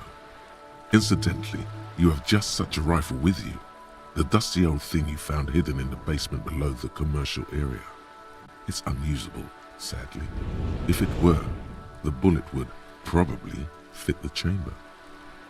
Is anyone still making these rifles? No, but Zeliger, a major firearm manufacturer, ended up with a surplus after the war, so there are still a lot of these old military rifles floating around, usually broken. The quality was appalling. Who uses Belmargrave rifles these days? Antiques enthusiasts, guerrilla fighters in distant countries, a few lucky jamrock bangers. You're looking for the same thing you found in that hidden weapons cache, only in working order. What are you thinking? Bullet? I think I know where this came from. Dangled the bag thoughtfully. Okay. And? The shot probably came from a Belmargrave rifle. That's not true, but... An antique. That makes sense. There can't be many breech-loading rifles floating around in Martinez, or anywhere in Ravachol, really. Why not? Sure, there's some arms trafficking, but the laws prohibiting the use of breech loaders we inherited from the monarchy have been effective, from what I've seen.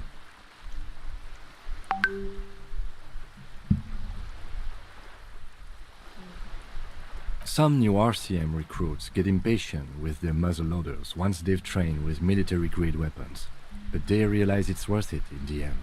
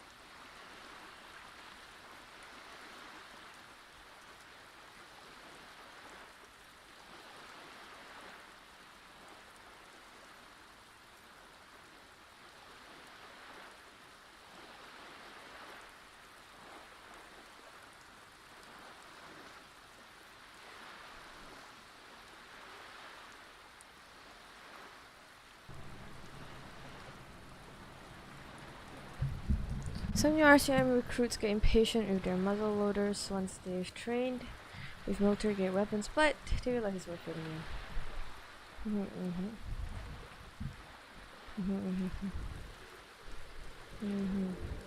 Imagine if everyone, cops, citizens, had access to firearms that could shoot multiple rounds without pausing to reload. After the first shot, the second, third, and so on come much easier. But back to the investigation. Seems like we're looking for an antiques enthusiast. Could the victim have had mixed up with fighters?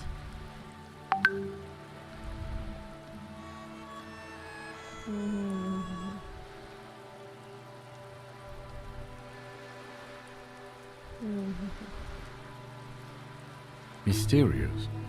Okay. Either way, we'll know when we find the gun.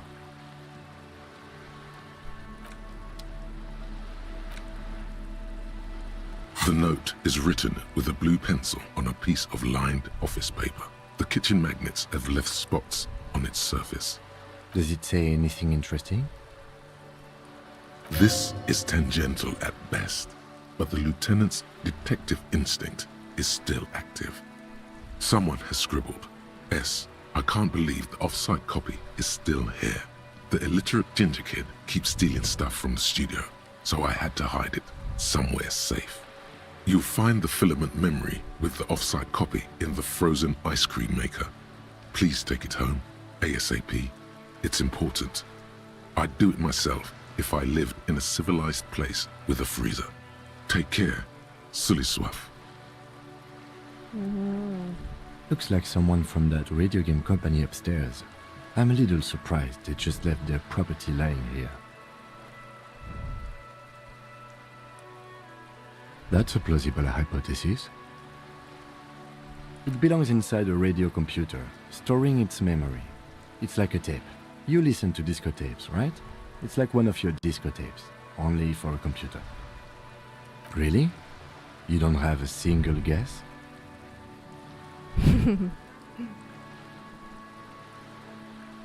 Oh, I'm sure that child would love to get his hands on a filament memory. Even if he doesn't know what to do with it, he'd probably try to pawn it for speed, based on our encounter. I don't know. I assume it's somewhere close to the ice bear fridge. Didn't you see one right next to the breaker box? Alright. It's the ledger you found in the trash. A cabbage of papers hanging from the board, with the permeables drawer inside. It's barely held together by a clip, then made complete by the faint smell of urinal cleaner. In the back, you see thin, translucent copier paper, some neon yellow, some bright red, all covered in boxes, like marching armies. These look like official forms, waiting to be filled out.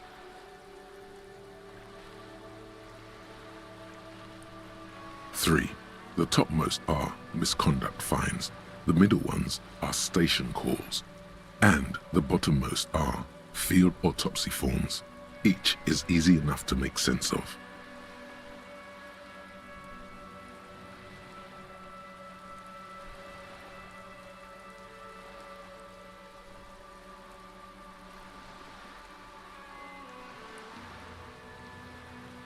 A monetary penalization. These are quite sinister in tone, all in a print so small it could be considered downright cute. A dozen pages of thin color of the irises, predation marks. Yes, all that. The rest of the stinking cellulose it's made of dark blue. Something rattles inside and something small inside. The plastic shimmers like lapis lazuli, but it is not see-through. There's pain in there. If you want some. With your hands, you 4-sized pages hang from the clip, screwed to the top of the board. The acidic stench of rotting food is rubbed off on the cellulose. It, you know, like the bits they put into public piss bowls, probably called. If you knew it was dunked in the toilet before getting chucked into the trash, That's fair. why are you sniffing it? The sniff option was there, so... So you wanted to get in on the trash toilet stink collab.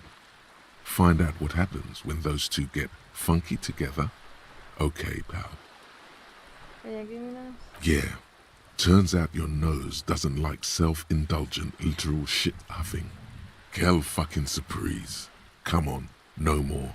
The ledger is going back down, away from your nose now.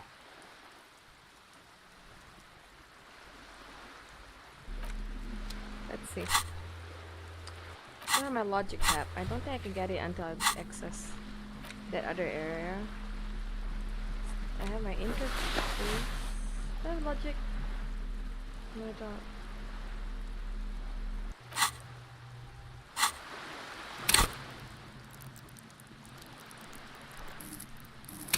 I should increase at least one logic, I guess. Like, I can't be that dumb, can I? I think I should increase visual, calculus, and logic. No rhetoric. No drama. Okay, maybe one drama. I need a little drama. I don't know.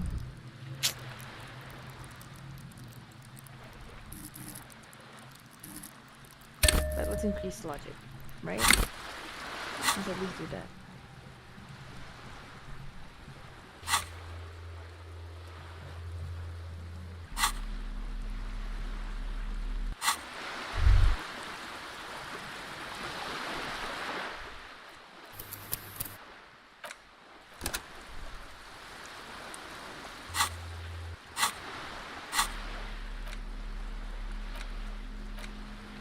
It's the ledger you found in the trash. A cabbage of papers hanging from the board.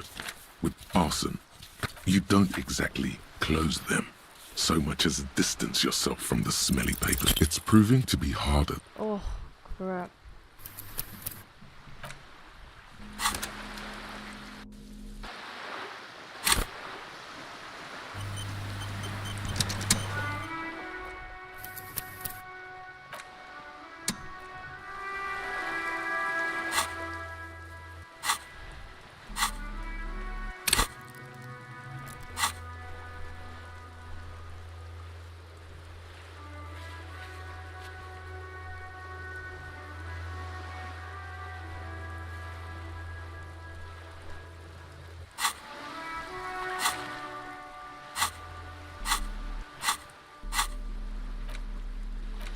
It's the ledger you found in the trash. A cabbage of paper. It's proving to be harder than expected.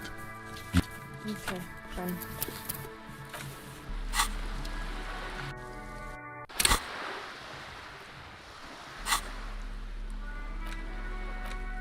It's the ledger you found in the trash. A cabbage of papers hanging from the board.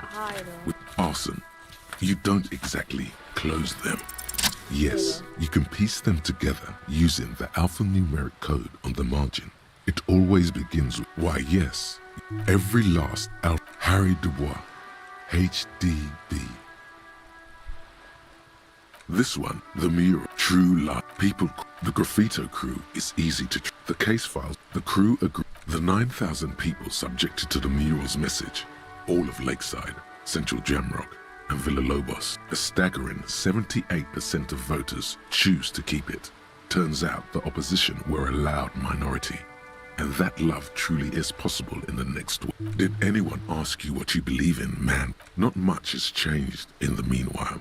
A bunch of sodden papers, arson, petty theft. You don't exactly. It takes about half. You were so... Leslie, the only way for Leslie, you would think threatening. It's plain to see. Good. He must, in the process, kill them. He came out, can't get out, which is also why the officer responsible narrowly escapes a disciplinary hearing. It would be very... That's all. Who knows? Those pages are missing. What next? Some assholes brought them insufferable. They were leaving cigarette butt. No, you didn't have time. Murdered, beaten to death. Joseph Mills. No. Okay. So the case... No. It's... Yeah. No one... Mills has... See? You can't even read the thing without solving it. Yeah. It was that. Smoking hookah. Didn't you hear? I don't know. Trying to come up. Not much has changed in the meanwhile.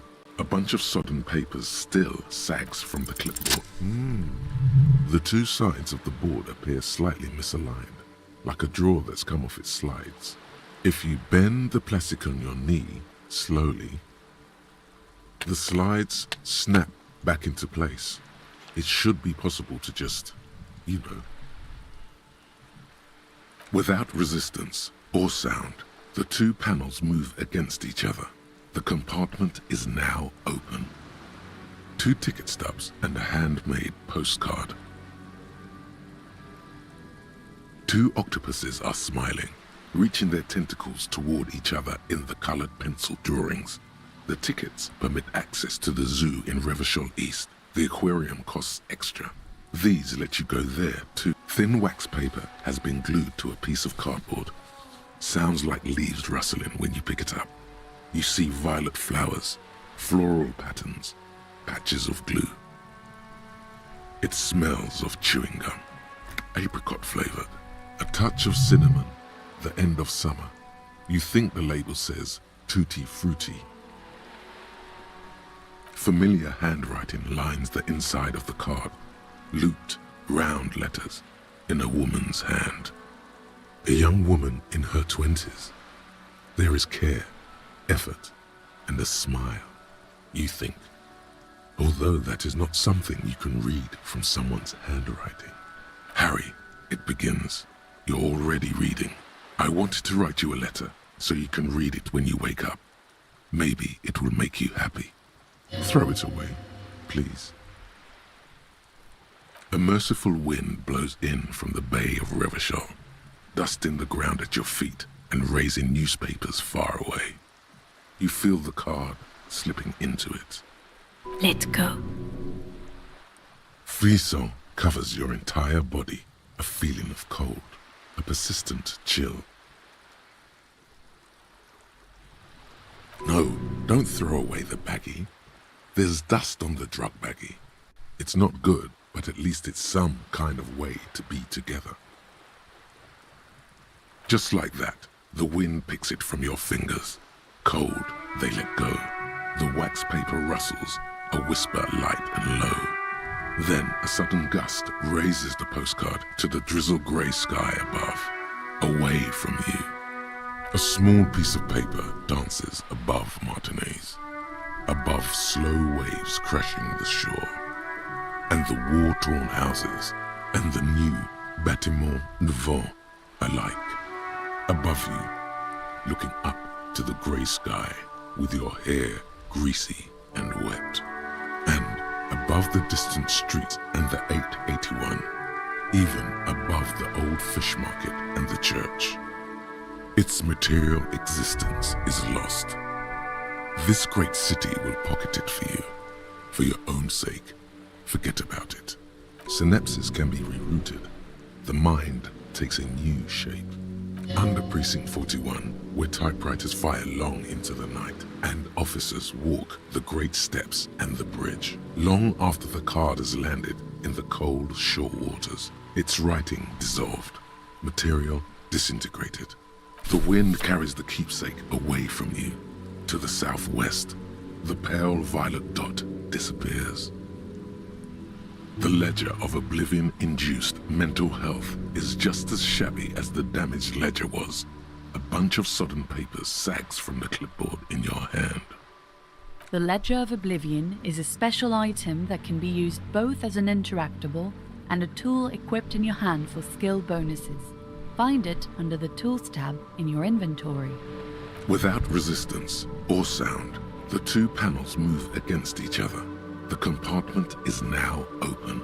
Inside, the words just crossed your mind somehow. Who do you think? You. It's slightly, ever so slightly. Your hand shakes. You're flushed with adrenaline.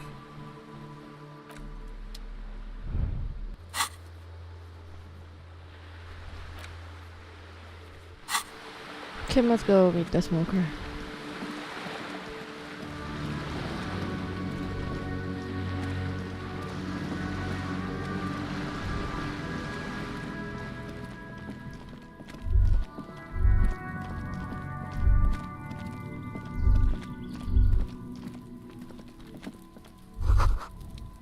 The spread pattern of these bullet holes makes your chest ache. Your breath grows heavier.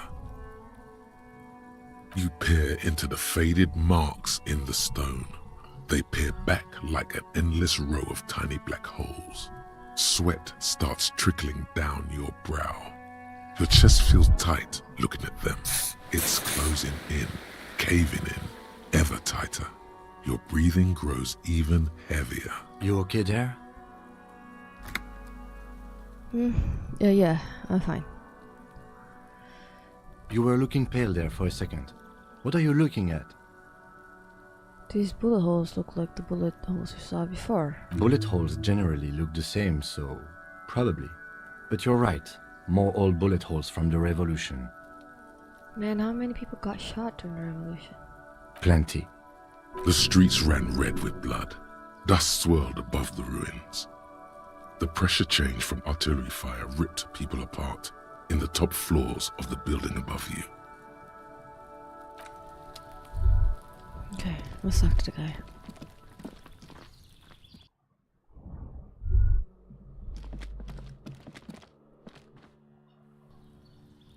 Oh, he's right there.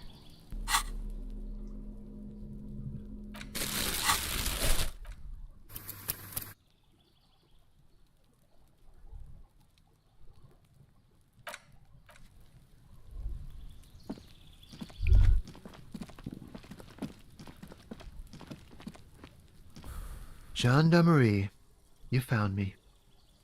The young man on the balcony gives you a bright smile before taking another drag from his cigarette.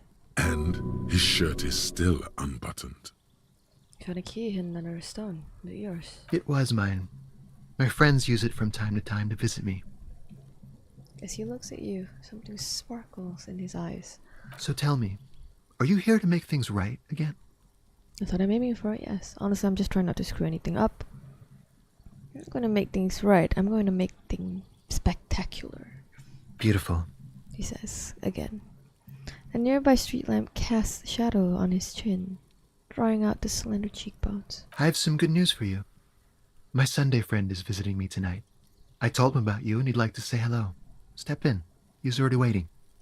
Why would I want to meet your friend? Trust me, you do. Very well, I'll talk to him. But first, I want to talk to you. I have so many questions. That's nice, but I don't have anything to tell you. It's my friend you're looking for, not me. He takes another drag of his unfiltered cigarette and looks around. It's getting dark and the neighboring windows have lit up one by one. Downstairs, a cat crosses the yard, disappearing into the bush. Besides, I've got to run. Something tells you you're never going to talk to an individual this cool or mysterious ever again. But I just found you again. Just look at it. It's a beautiful night. Who's going to stay in on a night like this? He's right. Only losers go to bed early. Time to break out the booze. A man on high heels stumbles out of a basement club, music blasting over the entire district. It's chilly, and as the chemicals hit his nervous system, 1,000 shivers ripple through his body. Only if you promise that we'll talk again. It's important. Something flutters in the corner of the lieutenant's mouth as you're saying those words. We'll talk. Just not tonight. Take care, all right?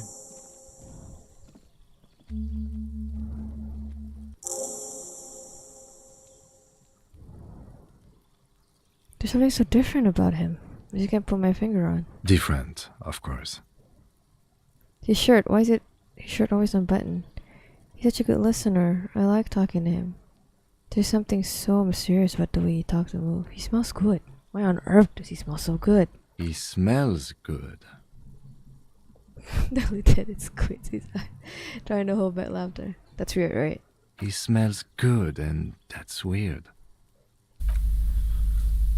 He's barely holding it together. It's all he can do to keep from bursting out in laughter. Come on, detective, let's go. We've got a potential witness to interview. His Sunday friend, remember? Mm-hmm.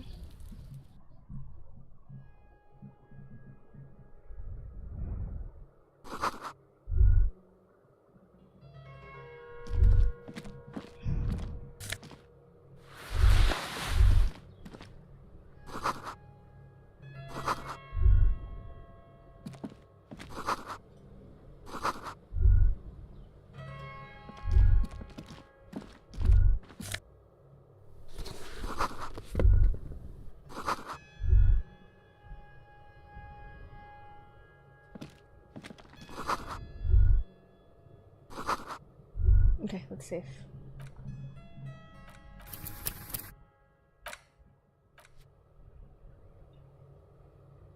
Officers of the Revachol Citizens Militia. His hands are clean and well manicured. This is a man who knows the importance of appearances. My name is Charles Vildrouin, and I am an official with the coalition government. I work for the Institute of Price Stabilité on assignment from Sur-la-Clé. I heard you talking to my friend outside. Very good. Super. I am here to assist you in any way possible. Ask me about the hanging. Point at the bed. Before we go, I absolutely have to inquire about this wonderful canopy. Show him the silk rope before we get to that. So, tell me where you got this beautiful silk rope from. Show him the Samaran hat. We'll get to that right after you tell me the story of behind the black Samaran hat. How about a bed? Oh yes, my friend has a great eye for these things. He refuses to tell me where it came from. It's a mystery. I believe they call this type of frame industrial. It's very comfy. That's really all I can tell you about it.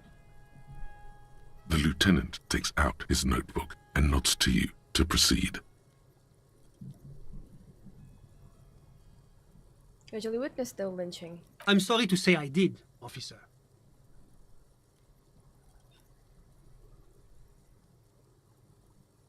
Easy, detective. No need to jump to conclusions. Is it because you did it? No. Officer, it's very difficult to describe what I saw that night. It was so surreal to me, like in a play. What do you mean, like in a play? It was just so strange. I could barely comprehend what was happening. I was on the balcony when it happened, getting some fresh air. I remember that first they came in, carrying what looked like a body. And then I saw all the surrounding windows go dead, one by one. That's when I understood I should not be seeing this. Sounds like the victim was unconscious, or at least incapacitated. Interesting. I couldn't see their faces well, and there were quite a few of them. But they were very loud and very Martinez. Let's just say that the laboring classes can get rather expressive with their profanities. I couldn't tell you exactly. Less than 10. Maybe 8? The lieutenant sends you a sharp look at the mention of that number.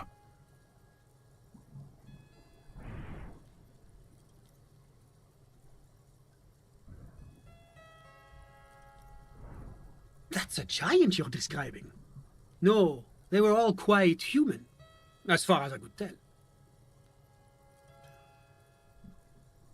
I went back inside. Yes, back inside. Keep yourself safe from the killing. Were you able to see anything from inside? Officer, the yard was pitch black. There was nothing to see, but I could still hear their voices. They were threatening to kill that poor man.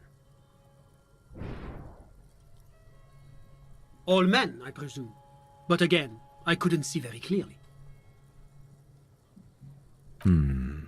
But we are fairly certain the lady driver was present. It's possible, officer, but I cannot say with certainty. It was very dark, you must remember. I believe they were mostly white, though I believe I saw 2 Areopagites among them. And I am quite certain that one spoke with a Mesk accent. Well, that's the strangest part, officer. Nothing happened. It was oddly quiet for a public lynching.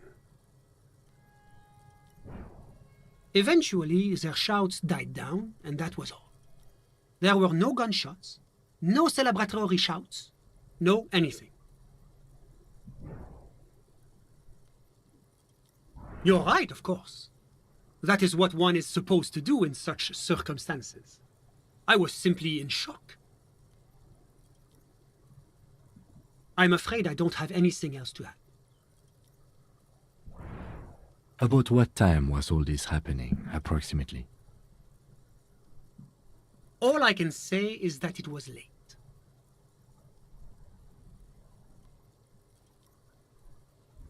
No, I didn't see the corpse until the following day.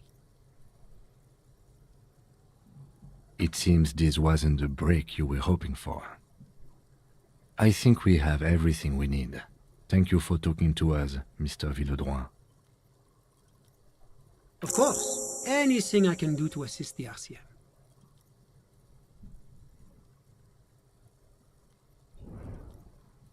The coalition is only looking out for the price stability. Inflation is a killer, like a heart disease blocking the normal circulation of the economy. The economy impacts the entire international community, which is why it requires well, I'm renovating it. You could say I'm undoing some of the material damage the international community caused when we arrived here. Yes, as I said before, I'm a commissioner from la communauté. Your employer, technically speaking, it is the most important thing. It's the center which is essential. Basically, it makes sure the price of bread doesn't change. Précisément. That's why the Institute of Price Stability works to keep, but not too far below. No. The coalition believes in the importance of informing a sound monetary. But oh, I don't have my leaflets on me today. It's the International Organization for Moralists. Hence, Moralist International. The Institute of Price Stability is just one of its many mind babies, as is the coalition. There are more nefarious powers to work for than the moral intern. But of course. Well, do you value freedom? Do you believe in a normal, stable world governed by democratic values? Lieutenant, are you a moralist? Me? You've managed to catch the lieutenant off guard, but only for a moment.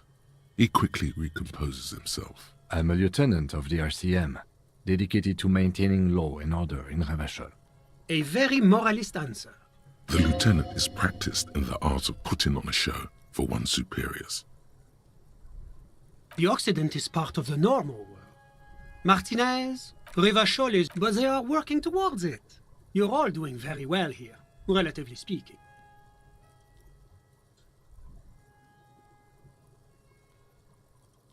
Is this option D usually the most reasonable answer?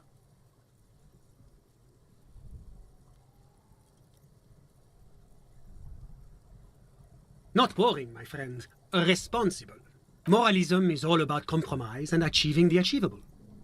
It's pragmatic, realistic, and now enough of this delightful. What's there to? Moreover, it is a great spot because Jamrock and other parts of the international zone have been mercifully spared of Sir Leclerc's love for meatballs and mashed potatoes. Oranje is as founding members. Oranje is about what? Oh, it's very urban and very whatever you wish, officer. Ah, my friend. My friend is a good young man. His family immigrated here from Kedra, and life has not been easy for him. But he understands the importance of education. He has taken his future into his own hands, and that's all that matters. Kedra is a candidate member of AP. That it's never going to happen. They enter negotiation. EPIS, it was such a wild success. Why? It stands for Progress and Stability. It's been such a wild, extraordinary success. A soup? You mean Ravachol? It's one day going to be a... No, candy. But we were talking about my friend here, not politics. How did any of us become friends? Bad things happening on the Insulindian Isola? Au contraire. It's how millions of people end up where they are. Meetings... Sorry. Who? But I told you, officer, he's a bright young man here to pursue his education. Education is the foundation of our future, especially the arts. It is a cornerstone of our civilization. Officer, you have to understand. He's deeply enmeshed in the study of the fine arts. He's a truly free spirit. He likes all the arts. I'm just enjoying the view. Listen. A baby is crying in the neighboring apartment. No, listen.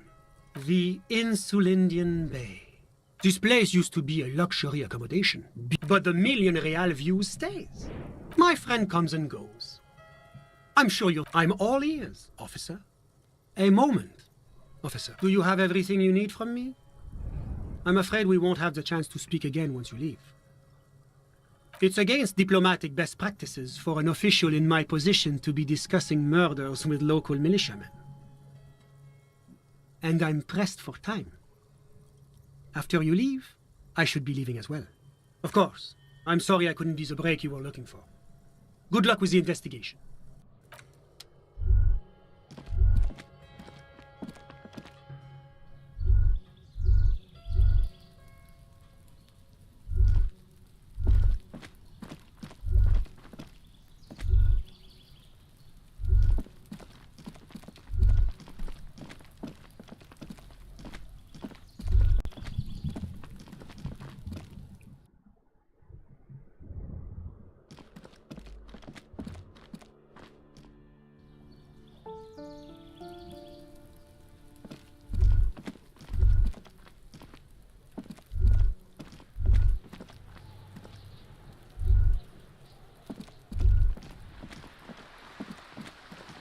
Okay, Kim, I think it's time we go to sleep, don't you think?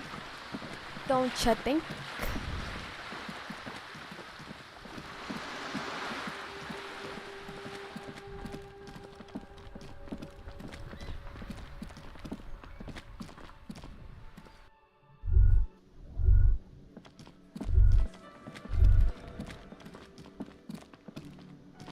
I'll pay for Can I tonight. help you? Got the 20 real? Good. You got the... How could anyone forget?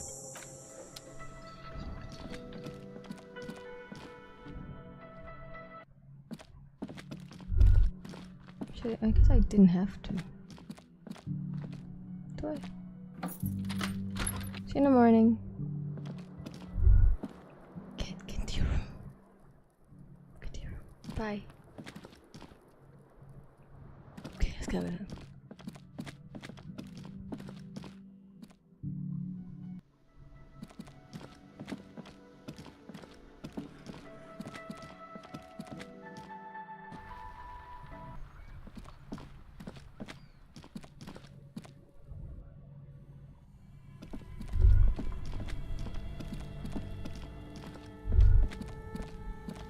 Okay, that's safe.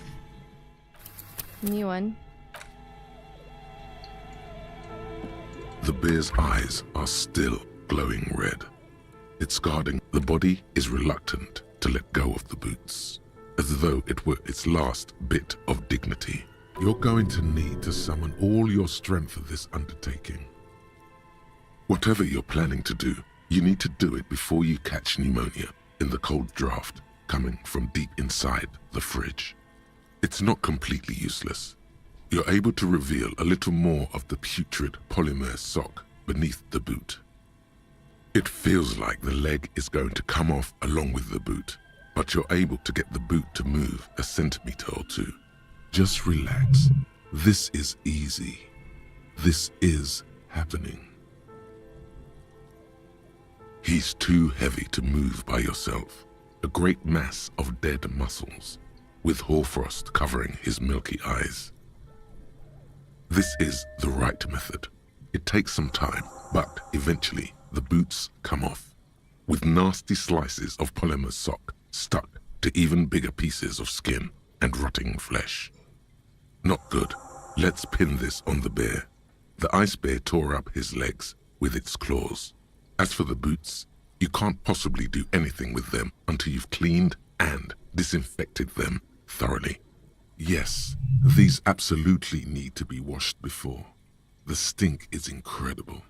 Didn't the Whirling have a kitchen?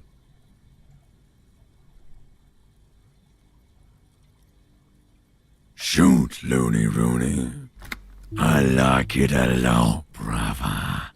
This really is your finest hour. You're a genius. A regular Corporangelo.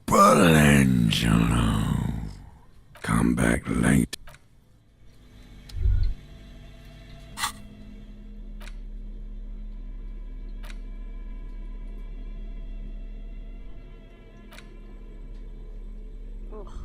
These boots were probably left on the corpse because they were impossible to pull off while it was hanging.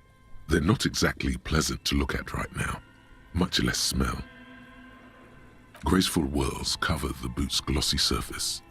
These will be gorgeous once you get them clean.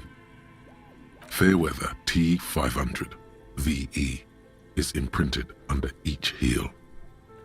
Still, just pieces of sock and rotten cadaver.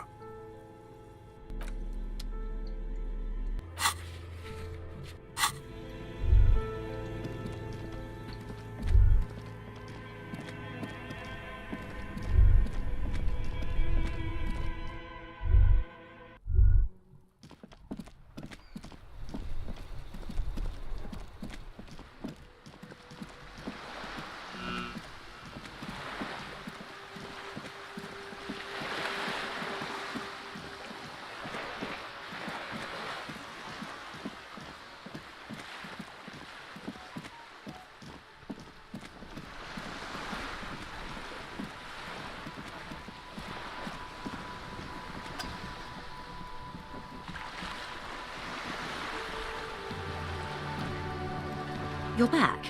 Good. What can I help you with?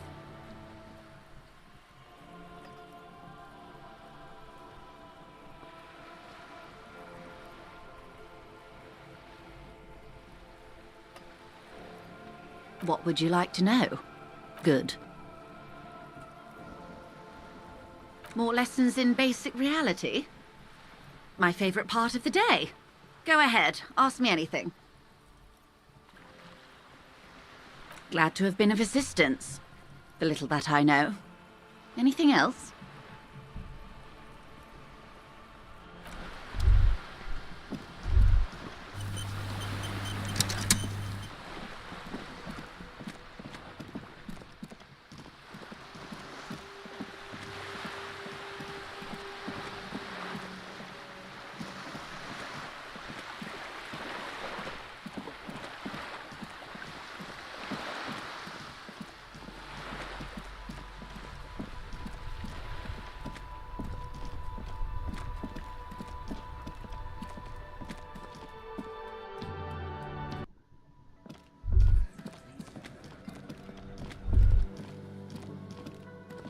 This industrial gas-powered stove has been used to prepare food for many hungry hostel guests.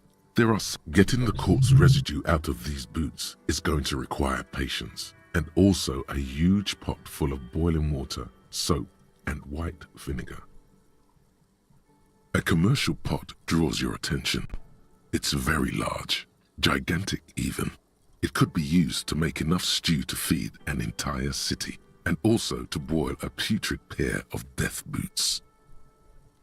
There is a variety of soaps and bleaches in the cabinet to the left of the stove. There is also a bottle of white vinegar in the cabinet next to the fridge. Soap, that's exactly what I need for lots of dish soap into the pot.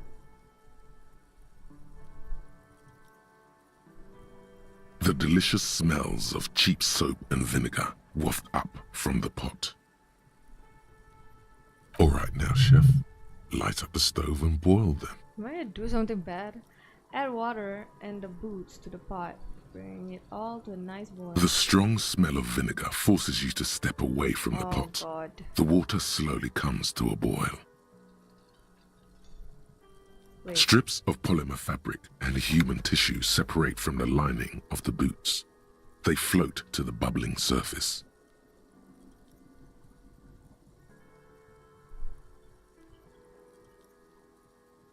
Wait, some more? The boots look cleaner and cleaner. Those bits of human flesh are beginning to look cooked. You can smell it too, just like beef stew. That's it, chef. The boots are as clean as they're going to get. Steam, dense with the smell of strange meat, disappears into the vent above the stove. Ooh, not the suck of flesh stew. A pair of real beauties. The boots are shiny, hot, and reek of vinegar. Just perfect. Master Chef out. Ooh. Well, it does look clean now.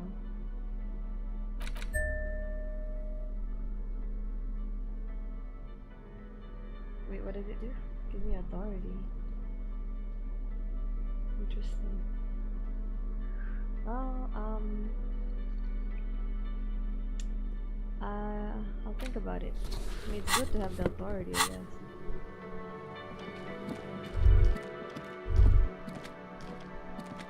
I'm gonna go to sleep.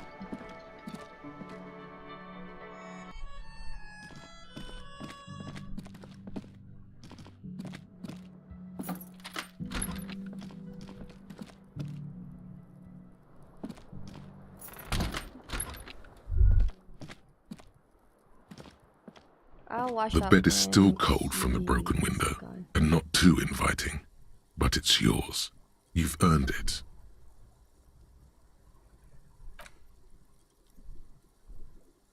The bed is still cold from the wind blowing in from the broken window.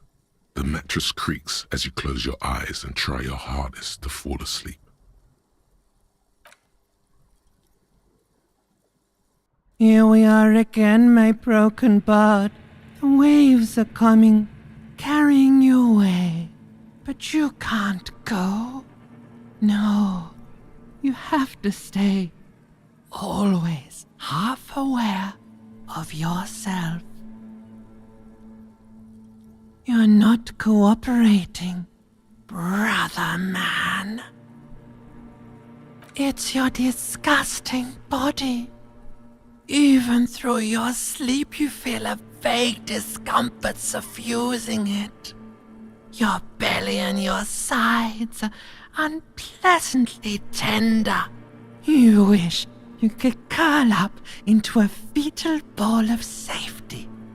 But you cannot, because of the pain. And there's a lot of it, ever present in your organs. It's like every one of them has their own nasty song to sing.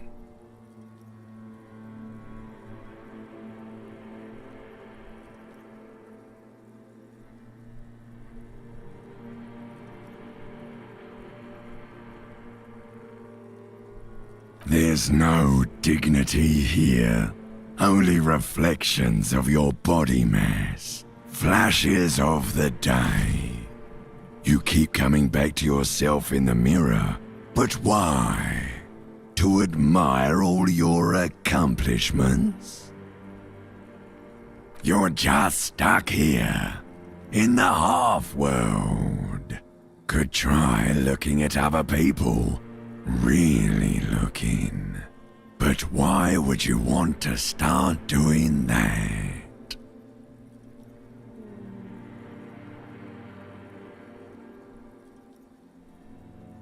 Sure you do.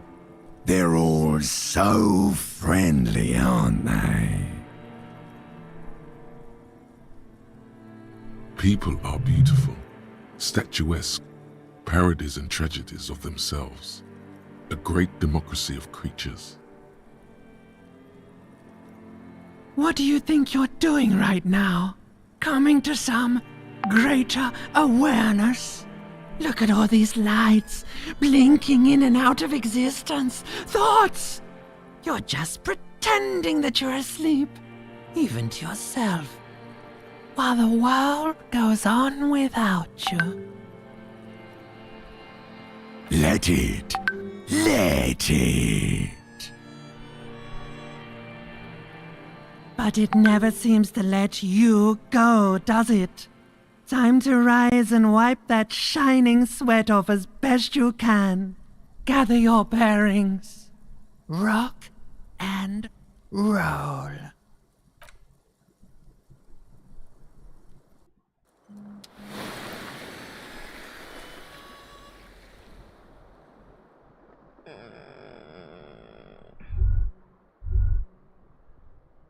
New day ahead.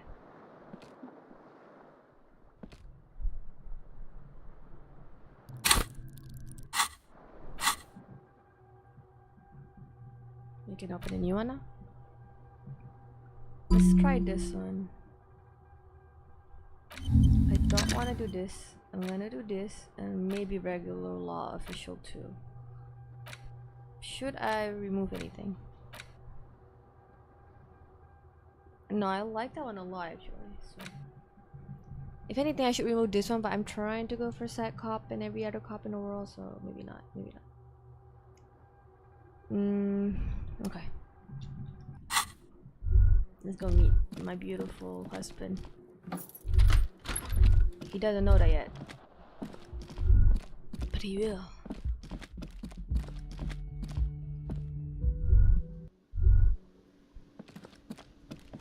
Morning.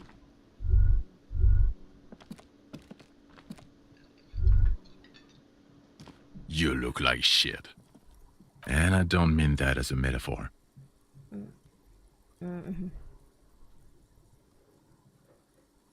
Yeah, I know. That's what I'm going by here. Oh, come on, Jean. It looks like it's been a rough week on him.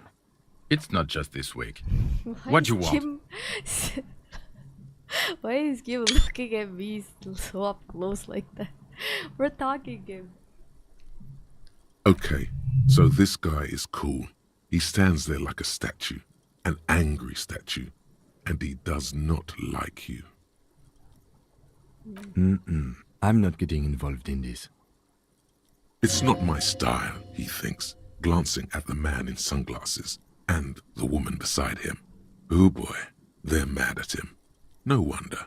He just doesn't recognize them. Yeah, Watch out for yourself, loser. That voice, so very familiar. Did you hear it when calling to your station and reporting your badge missing? Oh, really? I wonder where. That's the where you remember me from? You don't say. Goodbye then. The voice thing was a coincidence. Run along, asshole. Okay. Just save real quick. What was it? Aspirate? Not that I have any more aspirate though.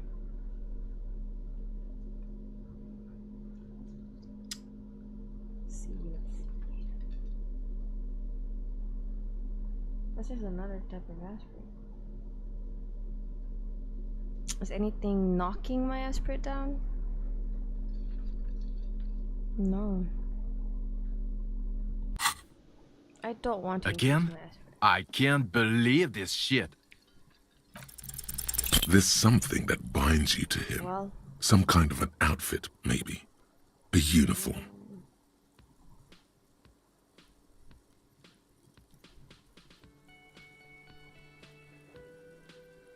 The police of animals, yes. Oh my god.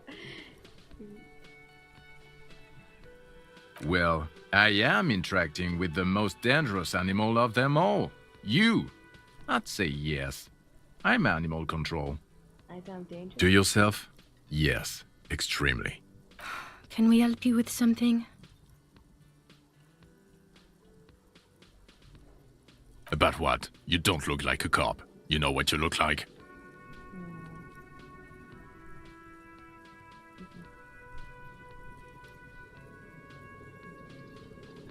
I don't know. A sad stack of shit next to someone far more proficient.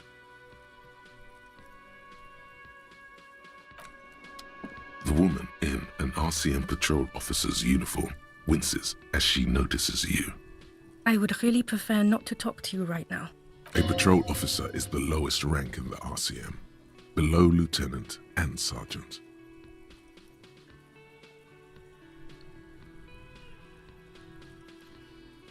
Yes, I am. I know. Here's the real deal.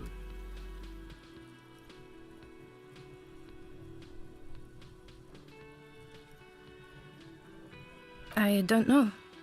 I mean, why would I want to talk to you? No, you're not. You're not the only cop in the world. Okay, fine.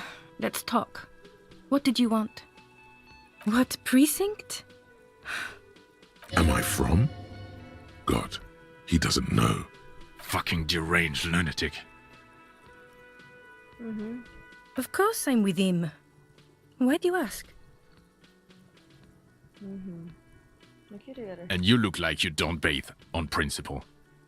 Please, let's not turn this into another exchange, okay? I don't know what to say. Don't say anything, Judith. Me? No. I'm just a man with sunglasses. I like wearing sunglasses inside. Sunglasses and a fucking wig.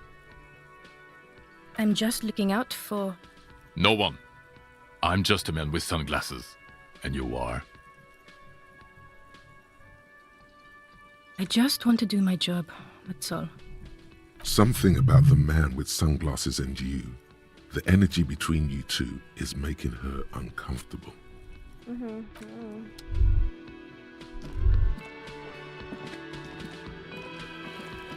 Hey, Hi, gendarme. Another rendezvous. you're here. I am. So are you. What brings you here? What are you doing here? Admiring the atmosphere. What about you, officer? I live here. My room's upstairs.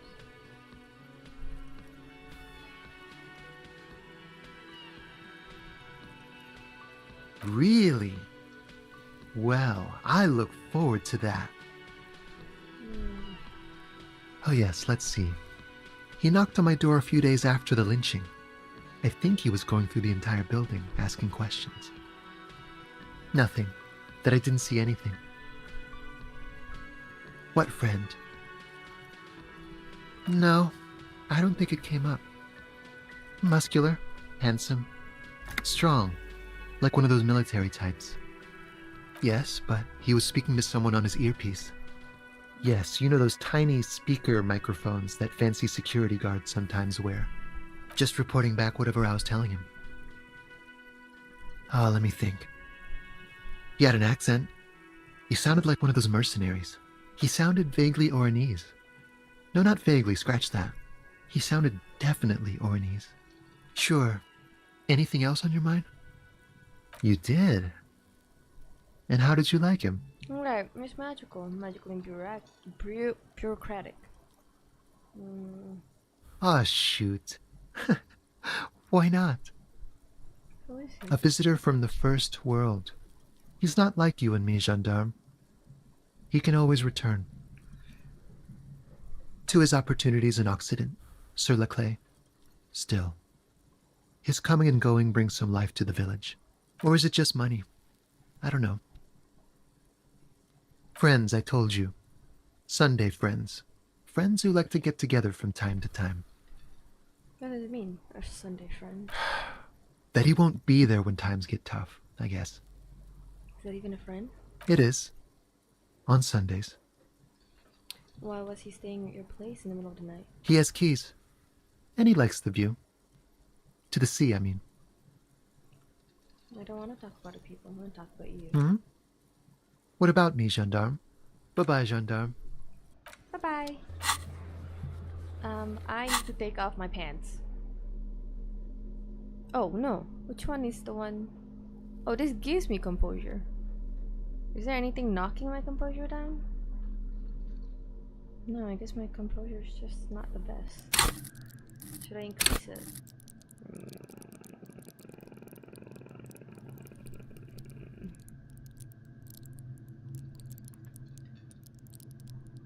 Let me see. In high levels.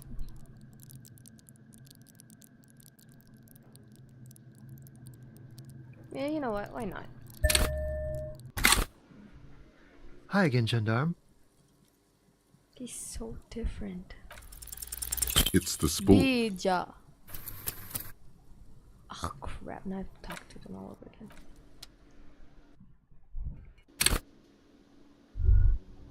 Again? I can't believe this shit. There's something that binds you to him. The police of... Well, yeah? Do you say... Can we help you with something? About what? You don't look like a cop. You know what you look like? Revolutionary. No, not like a revolutionary. No. Why not? 'Cause it's not my job. Why don't you go and fucking do yours and solve this damn hanging?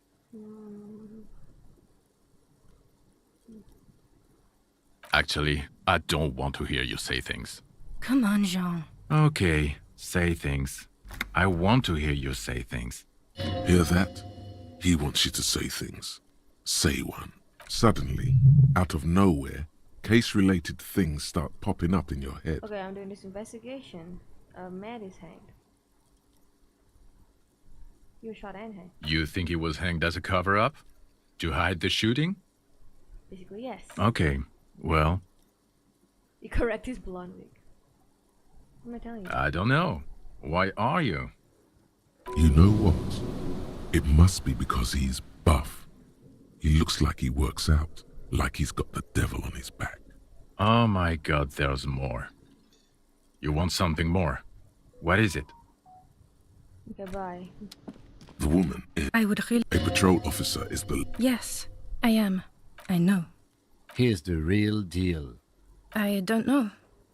No. Okay, fine. Let's talk. What pre? Am I from? Fucking deranged lunatic.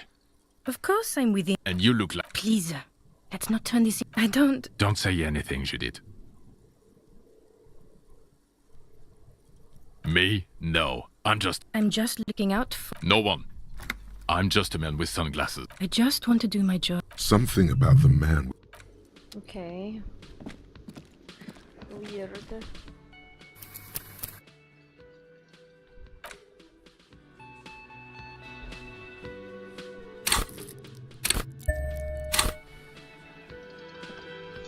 Hi, gendarme. Another rendezvous. I am. Admiring the atmosphere. What about you? Really? Oh yes, let's see. Nothing. That I didn't see any... What friend? No. Muscular. Yes, but he was Yes, you know the... Just reporting back whatever... Oh, let me think. He sounded vaguely... Sure. Anything else on your mind? You did? And how did you... Oh, shoot. A visitor from... To his opportunity. Or is it just my... Friends, I told you. It is. On Sundays. He has keys. And he likes the view. Hmm? What about me, gendarme? He's so different. Could he be a member of the homosexual underground? Yes, this man is definitely one of the homos. I've seen them homos with my own eyes. I've seen them homos. Look at him. This sexual thing seems interesting. Ask around. Become involved. Are you part of the homosexual underground? The homosexual underground? The smoker says up immediately, his eyes wide with amused surprise. A honeyed smile linger on his lips. Why, yes, I am, officer. Why? Do you want to investigate? Yes, I want to hear more about this homosexual underground you're part of. No, I just wanted to know whether you were one of them.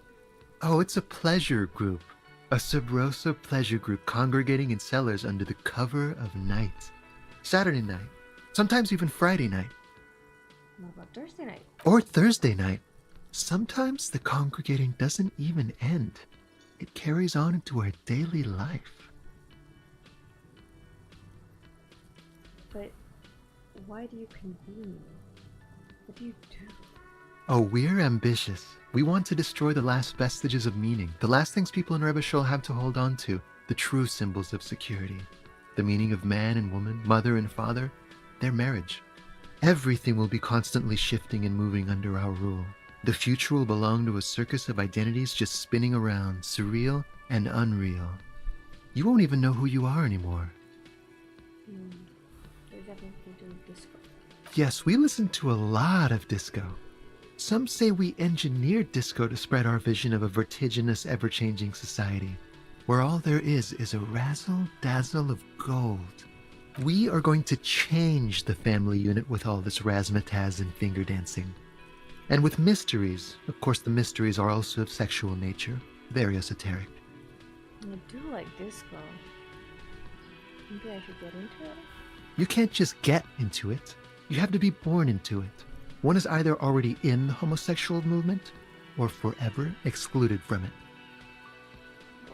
What if I can't remember whether I'm in or not? What if I can't remember anything about my life except for the fact that I like disco? Beautiful. Beautiful. That's exactly what we're looking for. Who knows? Maybe you were homosexual in the past. Maybe all of that has been repressed. I have to say that you do look like someone who might be part of the underground. Oh. You have that very distinctive, I can't understand what's going on here look. Okay, but okay. I have to think about this. This is gonna be like a 29-hour project for me. 20 hours at least. Do think about it, officer. This is gonna be like a 20-hour mind project for me. 20 hours at least. Absolutely wonderful. Bye-bye, gendarme. Bye-bye. What a nice man. Okay, Kim, you will be sending the body down later at night.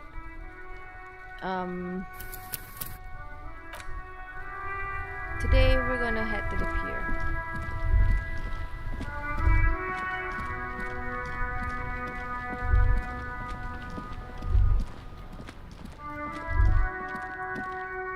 Let me just ask for order real quick to be thorough.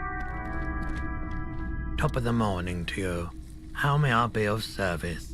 Do you know anything about the traffic menace on the loose? Traffic? I'm sorry, officer, but I don't drive. But you don't drive. I just don't like it very much. Movement on the road never really gelled. Now that I think about it, That sure narrows down our list of suspects. Vortex, that's fascinating. Yeah, it was pretty wild. I didn't really know what to make of it, but I know it meant something. We should break into that room now because I'm pretty sure Gary will come back on the 4th day, perhaps. Something of the sort. I'm in so early.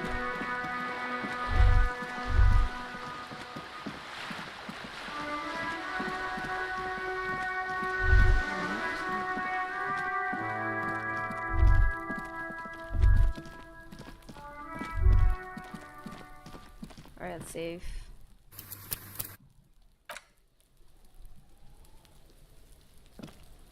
This must be it. The basement door is weather-worn. The copper nails holding the upholstery in place have turned green from sea air, and there's a knocker shaped like a lion's head. The royal lion, Guillaume's kitten. This knocker will last a lifetime and then some. The leather upholstery is worn and rough against your jaw. You don't hear any movement. In fact, it's oddly silent in the yard around you. No birds chirp. You try to be as silent as you can. It takes a bit of rattling of the handle to loosen the bolt. Finally, the door unlocks with a small clack. Thoughts race through your head. Good job. Let's go now. I'm sure there's nothing interesting in there. There's nothing else to do than to leave and tell Everard. No conceivable reason for you to intrude on the premises. As you hold the open door, you can feel the air moving. A little draft, a whistle.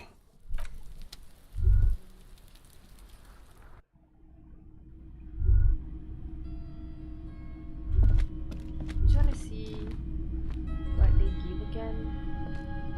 Should be some kind of shirt and stuff, and if not,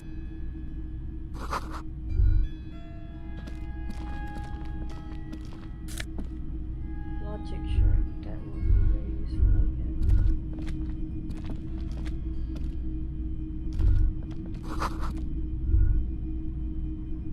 A row of mugs sits on the shelf.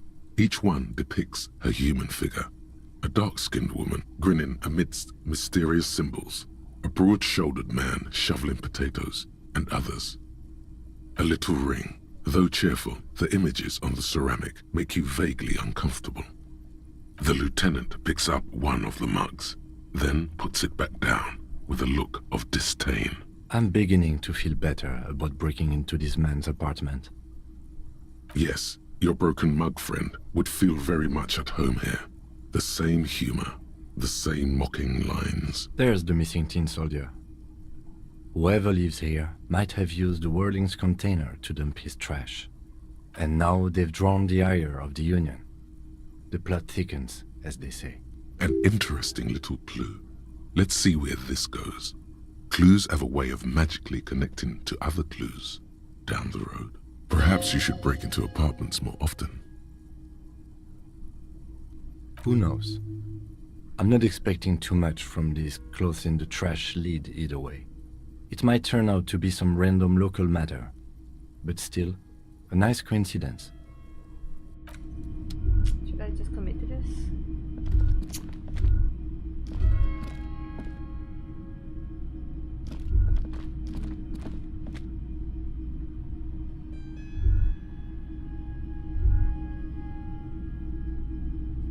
No. I'm kind of curious to see what happens if you don't. Because I already did this. This must the royal lion, the leather up. In fact, you try to be finally. Good job. There's nothing else to do than to leave. As you hold the open door, you can feel the air moving. A little draft, a whistle. Nope.